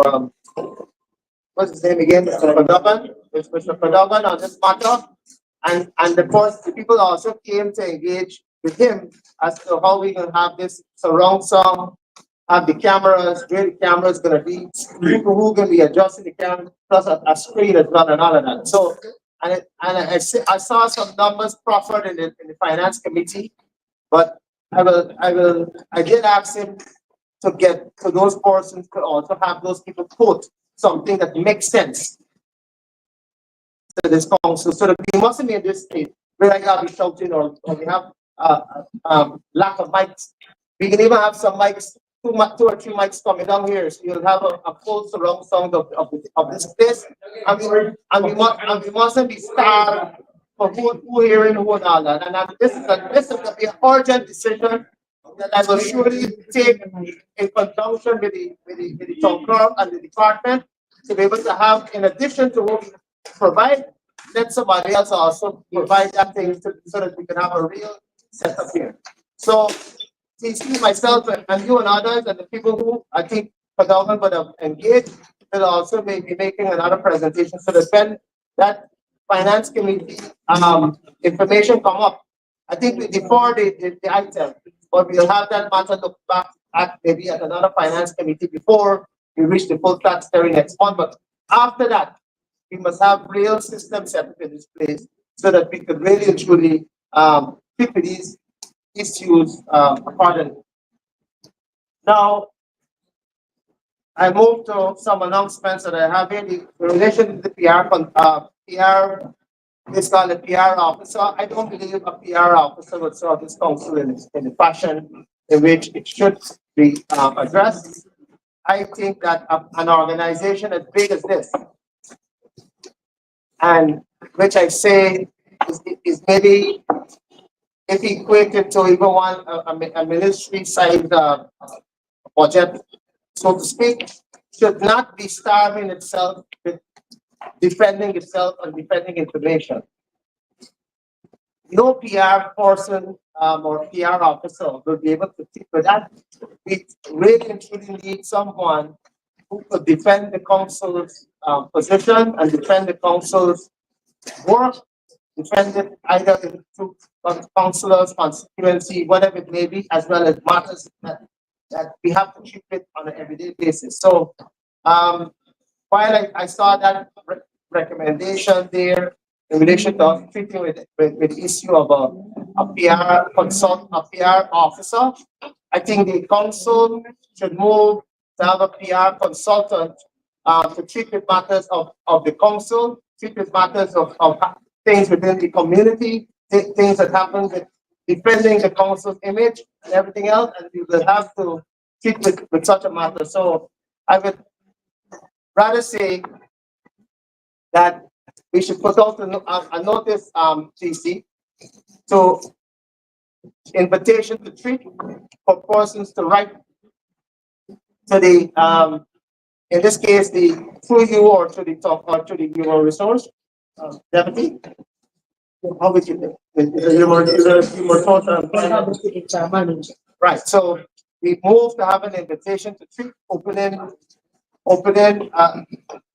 the scenario of having a PR consultant employed by this council, and they direct their paperwork or the instrument to the HR or manager or the town clerk or whatever. I don't know, town clerk, you'll guide me on this.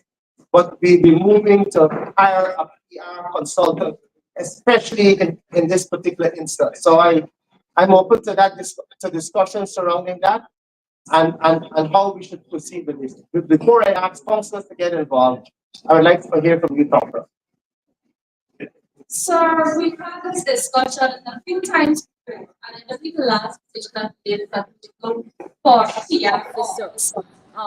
That was supposed to be tabled at the HR committee for ratification. Sir, if you're going to change that now to hire a PR consultant, well, then we would need to vote on that, because that was a decision that was made within the last 6 months. In addition to that, sir, we still need the blessing of the local government commission to hire that person. A PR consultant. A PR consultant.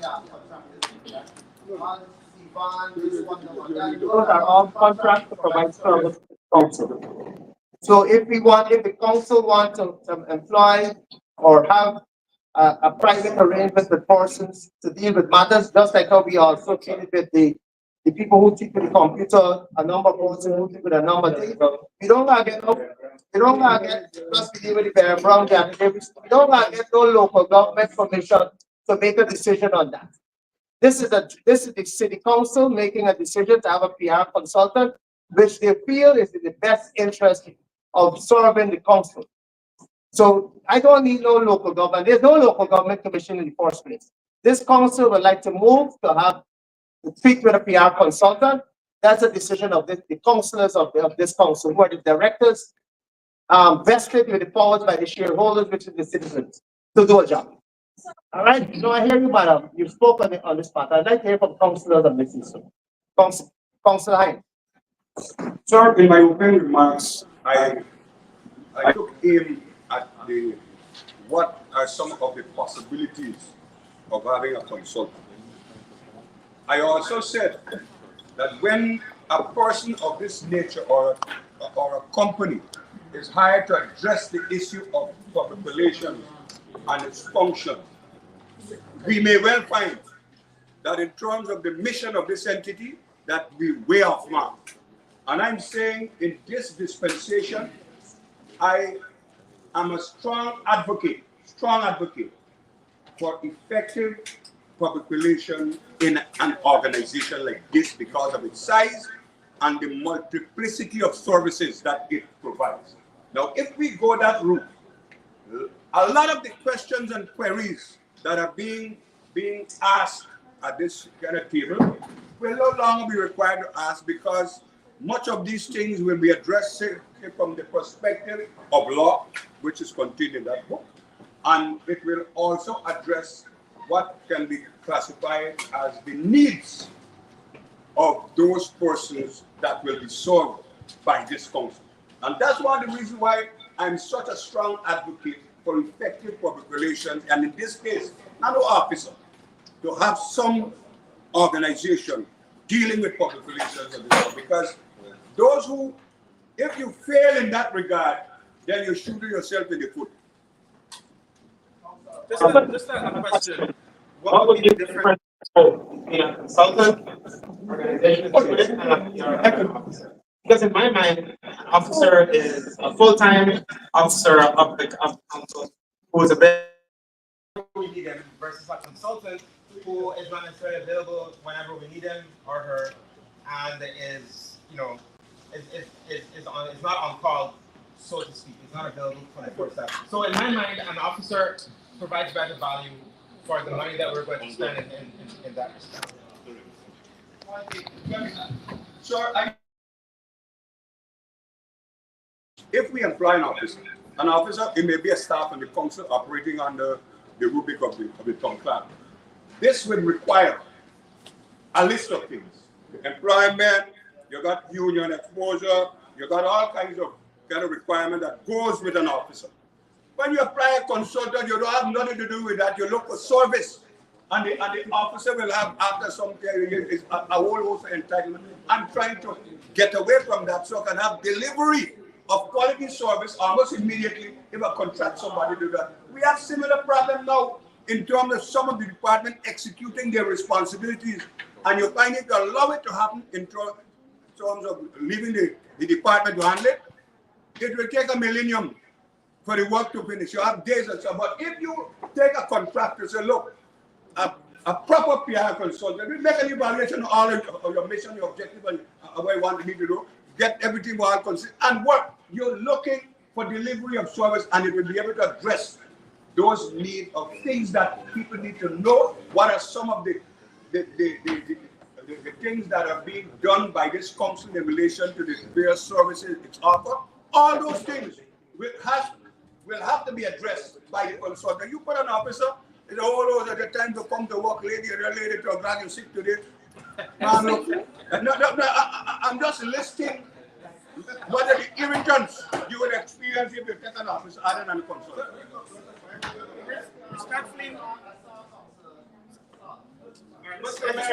Respectfully, none of those things, we can't assure that a consultant wouldn't do the same thing. I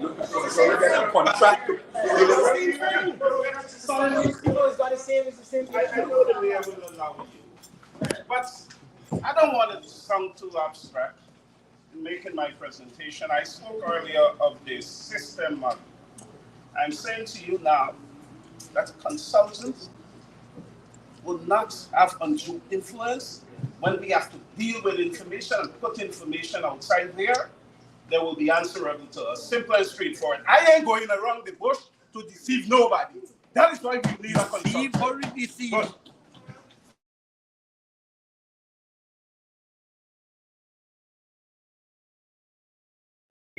Can I suggest that perhaps you write a letter to the communications department? Get some students.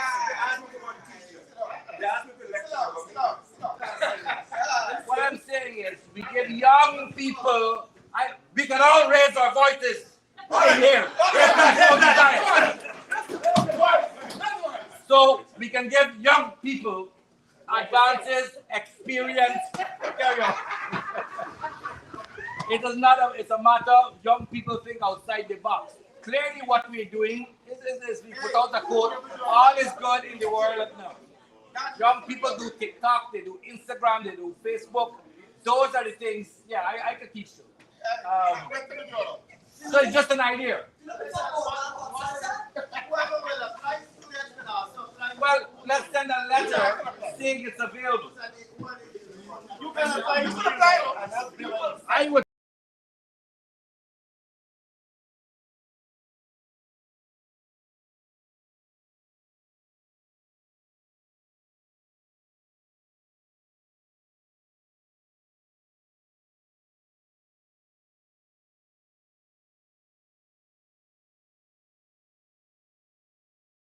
Done before, and where we have the scope of what that person look like and what we want. So we don't have to reinvent the wheel. We'll pick up that information. We'll bring that information to the human resource. We'll bring that information to the human resource committee, and we'll ask that the scope of the PR consultant be looked at, and then for us to move to have an invitation to treat and propose to apply towards fitting with this particular issue. We'll, whenever that is done, we'll limit it down to maybe the best three, and then we'll name one of those.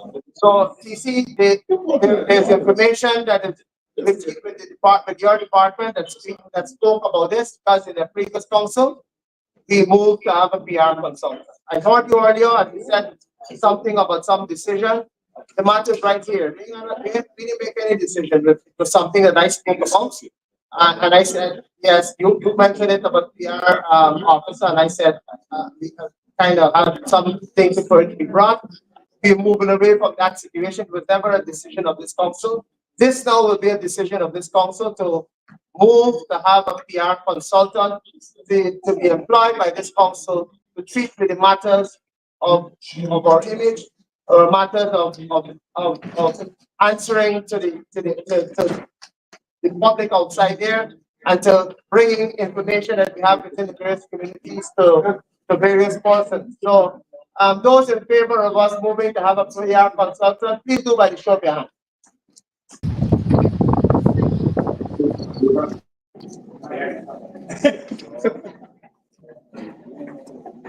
You have it on there, please. Just one second. Jackie.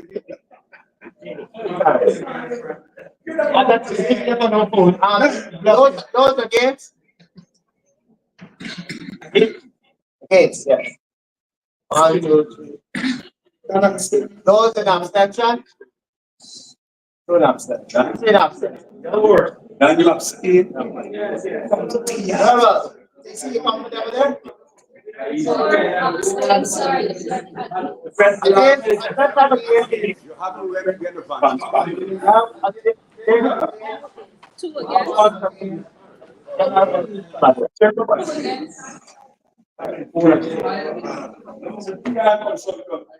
All right, let's move on. You know, you like to make it up. TC, you ready for me there? If you let me, I bet you rewind to the left. Listen, let me proceed now. You and your friend, you have to go and we have last week or so, before the last council, I would have been invited to go to Bolivia or to send a representative of the council. It so happened that the event, because of some wildfire or something like that, the event was eventually postponed. And Councillor Garvey was to represent the council at that event. However, whenever they rename a new date for that event, I will then determine who will be that representative.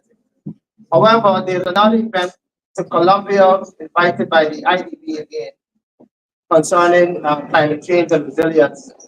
And in my stead, I suggest that Councillor Garvey also represent us at that. And whenever the Bolivia one comes up, you will then determine who shall be our representative. So I thought I'd raise this here at the council. Is that something that we vote on? Or you telling us? No, I just bring it to the yeah. Not a matter for voting. No, no, All in favor? All in favor? It's not a matter for voting. Don't fix. Hard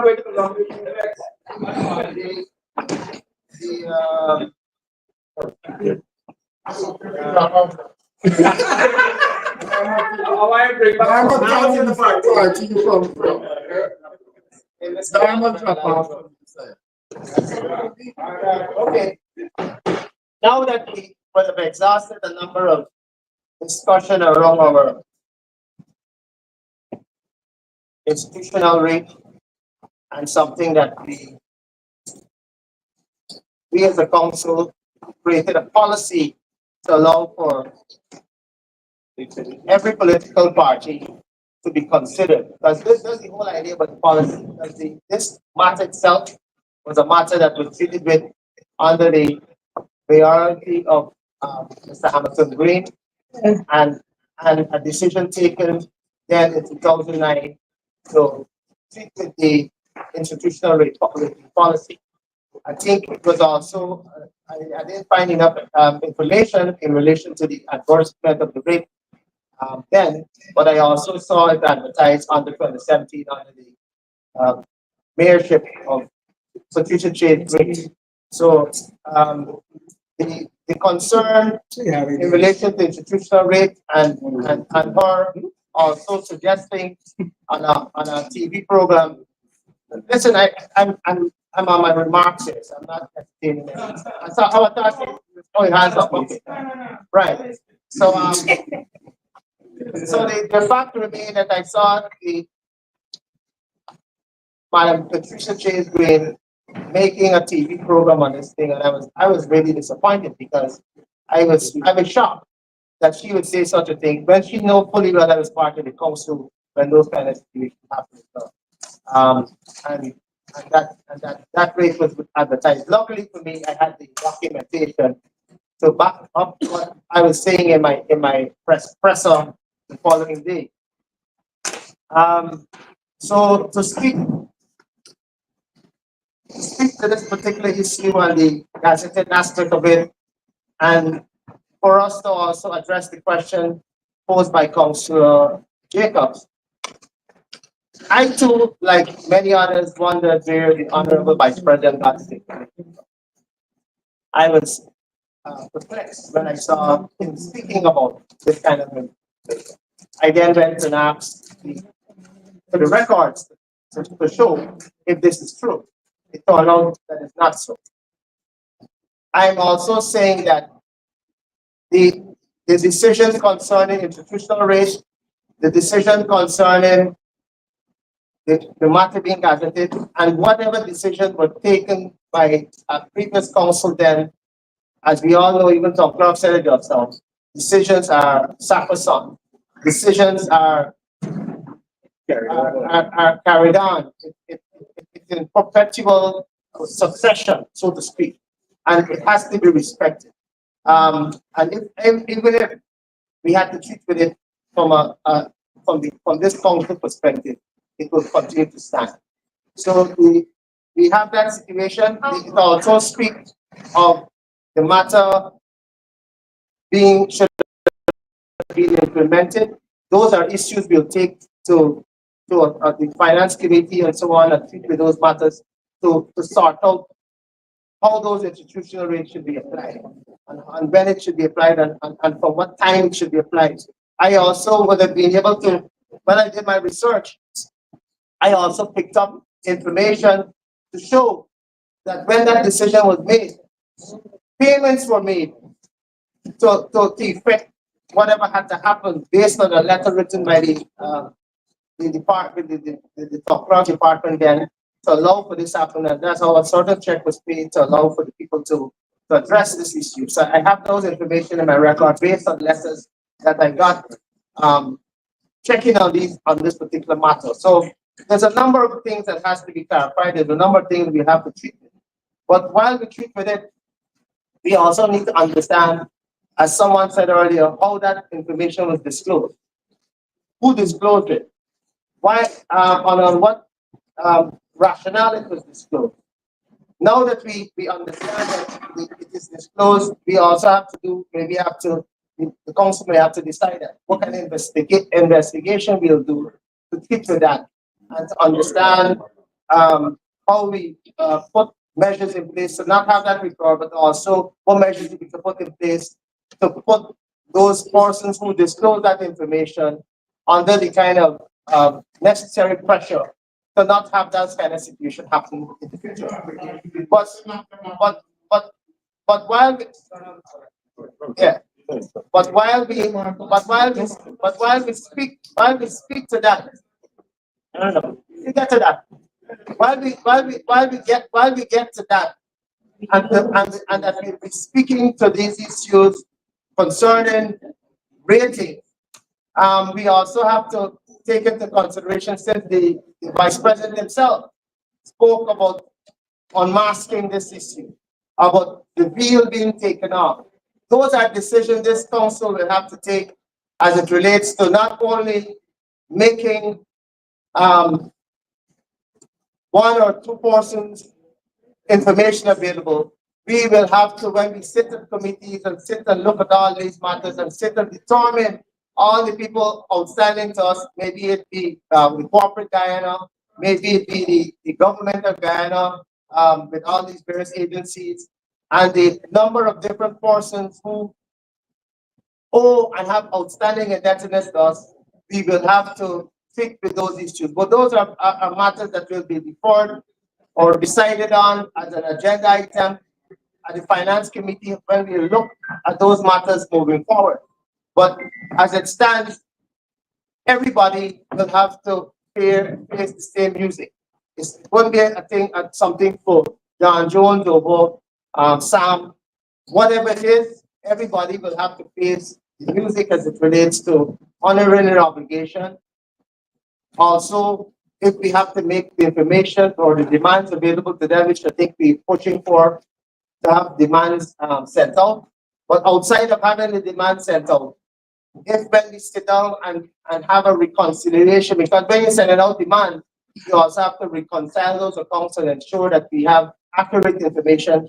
As my colleague Councillor Dancing would always say, we got glitches in the system. I think you, Alfonso, also spoke about that. But so when we're going to choose to disclose or even send out the demand and then even determine if we're going to disclose those information of the persons, especially since the Honorable Vice President is the one who went off on a tangent on one particular issue because it's talking about a political party. We will have to then look to see how we will choose to make those disclosure available to not only one person, but everybody. So that is something as a council, we'll have to maybe talk to our attorneys as well to keep with those issues and to figure out how we can make that information available and how we will sort those matters out moving forward. Outside of that, I've seen the Qatari thing again is right on the cards. And where they've been advertisement or there's been a news item or a matter in the media talking about Hilton Hotel as well as talking about some wrong tree hotel or whatever, DoubleTree Hotel, along our riverside or along our Atlantic shores. I gather the asset group, which is part of the Qatari arrangement or the nation of Qatar, is now seeking to push forward that particular development. I'm saying, and I want to say it again, over and over, that this council is not anti-development. This council is not a place that is here to not have these kind of development or that development push. We are here to push and to treat with a number of matters. We welcome investments to the shore. We welcome these investments to the ocean as well. But while we also welcome those investments, we must be on the same page as to what's going on because, you know, these kind of investments have those kind of tax break. I don't know if the tax breaks even go down to rates of tax that they're giving up. So those are things that I believe that the government of Guyana will need to have talks with the council. And I think I've been the person charged with the responsibility of dealing with these issues. I haven't had any discussion or direct discussion with the government on this particular matter. And I also reach out sometime over the next few days to the nation of Qatar. And I will also reach out to the people who running this thing, the asset management group that are talking about these this overall hotel development. And I'm trying to get to the bottom of this development to understand where we're going with this particular issue. As I said,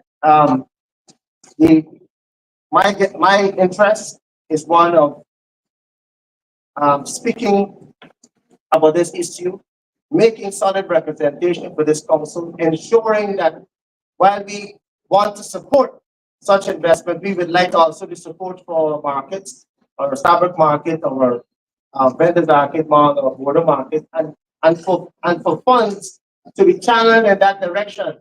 And that so if we're gonna give our support to such an issue, it has to be on a goodwill gesture of a quid pro quo of us allowing one situation for another situation to happen.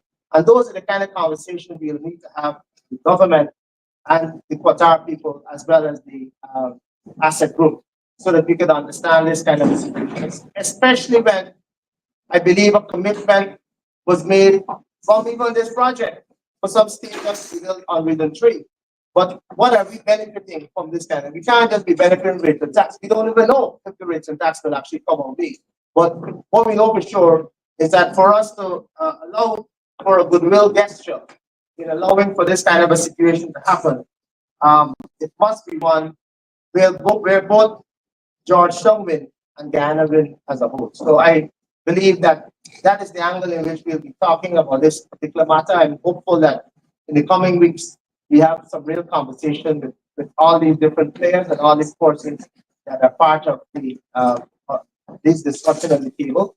And we as a best stakeholder in this, because I'm saying this over and over, the land is obviously got to be that of the mayor and city council. And I stand with that position, and until we could really and truly have that kind of a talk with government so that we could have our fair share and we could be the player as well in this overall project analysis, only then we will be able to determine to what extent we object and to what extent we have a workable solution. Thank you all for listening to that remarks, and I now proceed. So, any other remark? Hold a bit. I think I have one other matter here. Okay, I don't think I have a TC. Take your charge. So I received my speakers from Constabulary, Council Fraser, and Council Powell, Councilor Caesar asked to be 5, and Councilor Stark asked 5.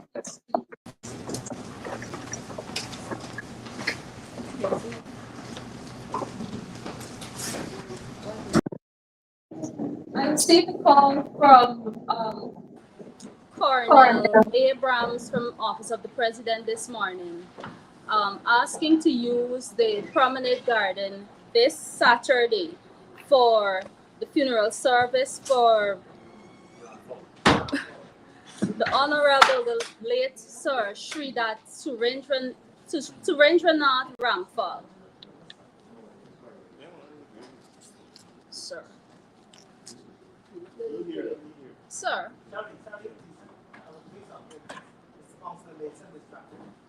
Regular thing.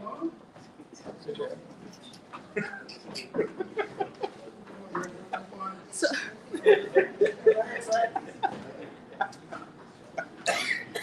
sir, I said I received a call from Colonel Abrams from Office of the President this morning, requesting to use the promenade garden this Saturday from 15 hours for the funeral service of the late Sir Sridat Surendranath Ramphal.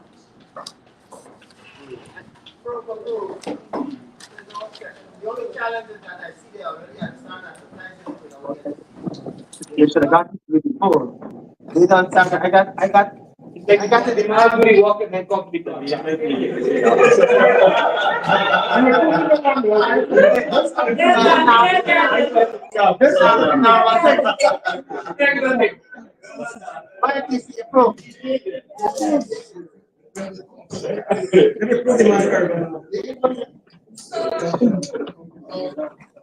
Last Thursday, I believe it was, there was a site visit with myself and some ranks from Brigham Police Station, including the Commander McBean, to the border market. So, as the council is aware, at the Starbrook Market, there is the installation of cameras were done, because I think it's completed by now. And the same gesture was being extended to border market. As a result of that, the police and we had a walkthrough of border market last week to identify a suitable area for that camera. Unfortunately, because of the congestion around that market and the possibility of that camera being stationed there for a very long time, it can only be placed on our premises, meaning the council, or close to the council's premises. As a result of that, the area identified for the placement of the camera is at the corner of Rob and Border Street on the eastern side of Border Street. This is just at the corner of Rock Street. There are some stalls located there, but from doing our walkthrough, that is the best place to put the camera where everybody will be able to see it. And the screen and everything will be placed there. That is the best place to put that entire screen, the entire setup, because of visibility and the crowd that is located there. They say that is a central location for them to place it. A few vendors, yes, sir. But those vendors are stallholders who sell outside the stall, right? Yeah. Most of them sell outside of their stalls, sir. Yeah. When I heard of the spoke about it, I have one that big thing there.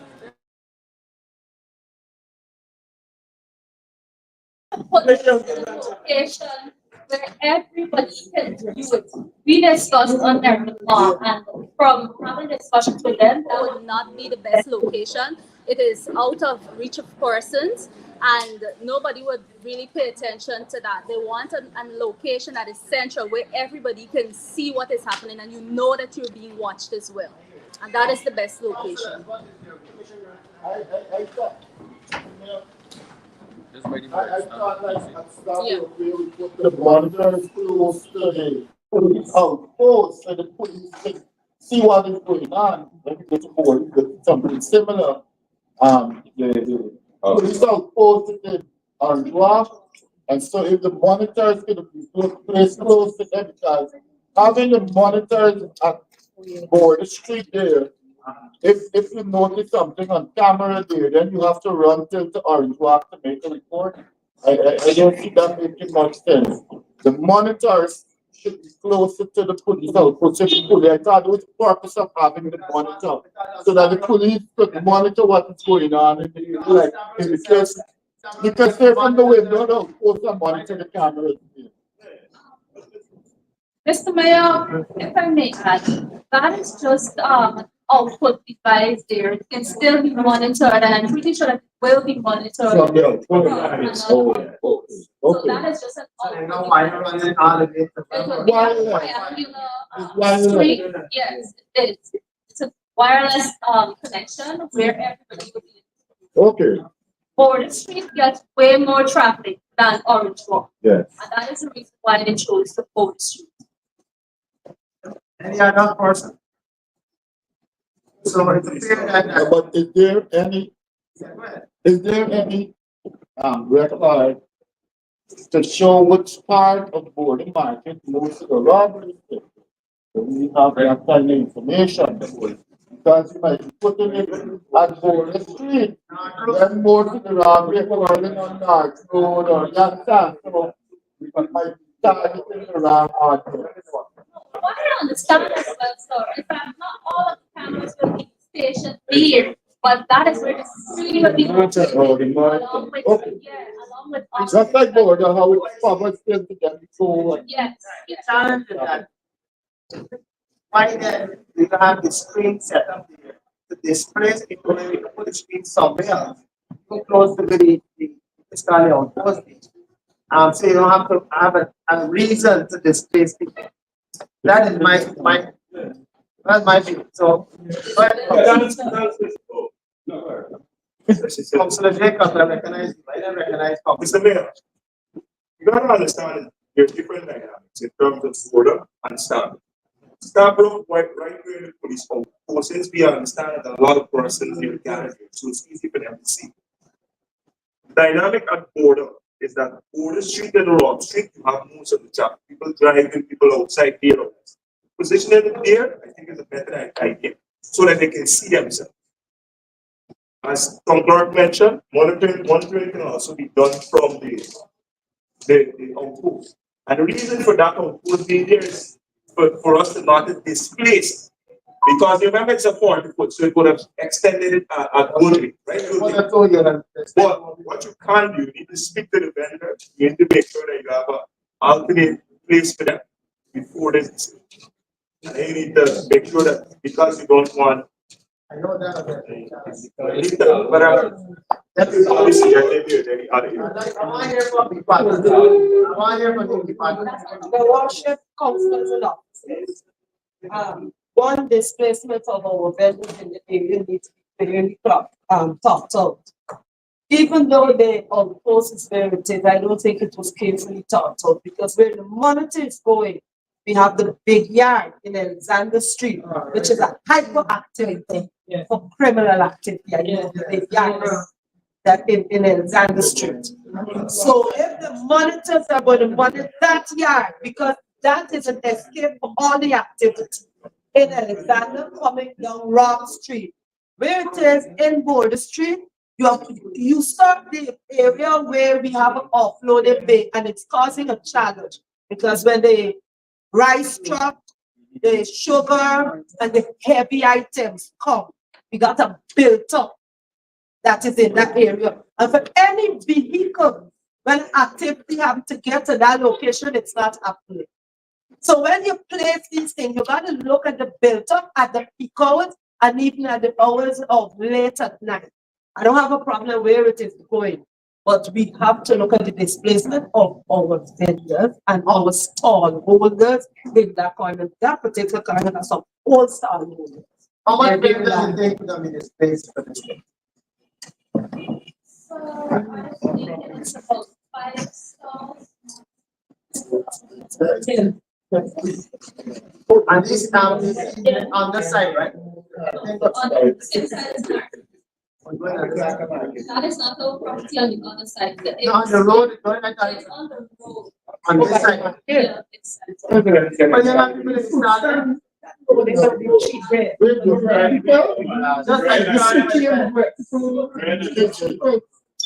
Just like removing them with bread and eggs.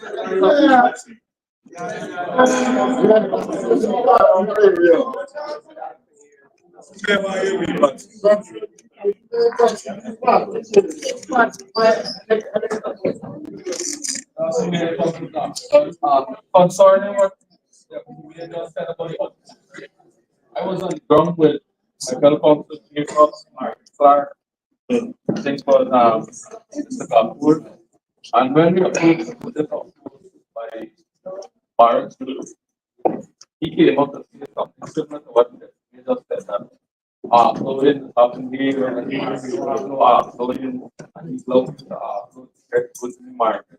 So we have to right away don't worry for the output there. But then we go across the road by the animal clinic. You will have to display vendors there. So on the night of this container was coming, we cannot do anything else but go to a spot who was not available, but they had no vendors. Right? It was free. So that was the supposed development space at the same time. Now concerning this cameras, if I understand what the contract is saying, it's very to sell cheese and bread on the fire, right? But well, I know it's stall holder, not pallet. Stall holder. So over the road from that, where that big that is with pallets people. So I want advice to move in somebody who have a permanent stall holding who paying rent over the years. And they have people who just come out from the green and selling outside. But with no permanent structure, I prefer something go where no permanent structure is. I don't want to trouble somebody. Now, somebody.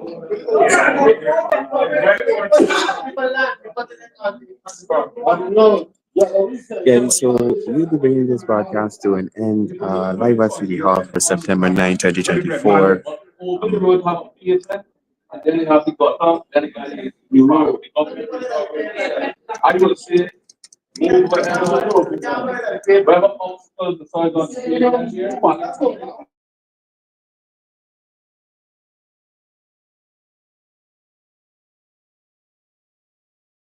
Got it right here.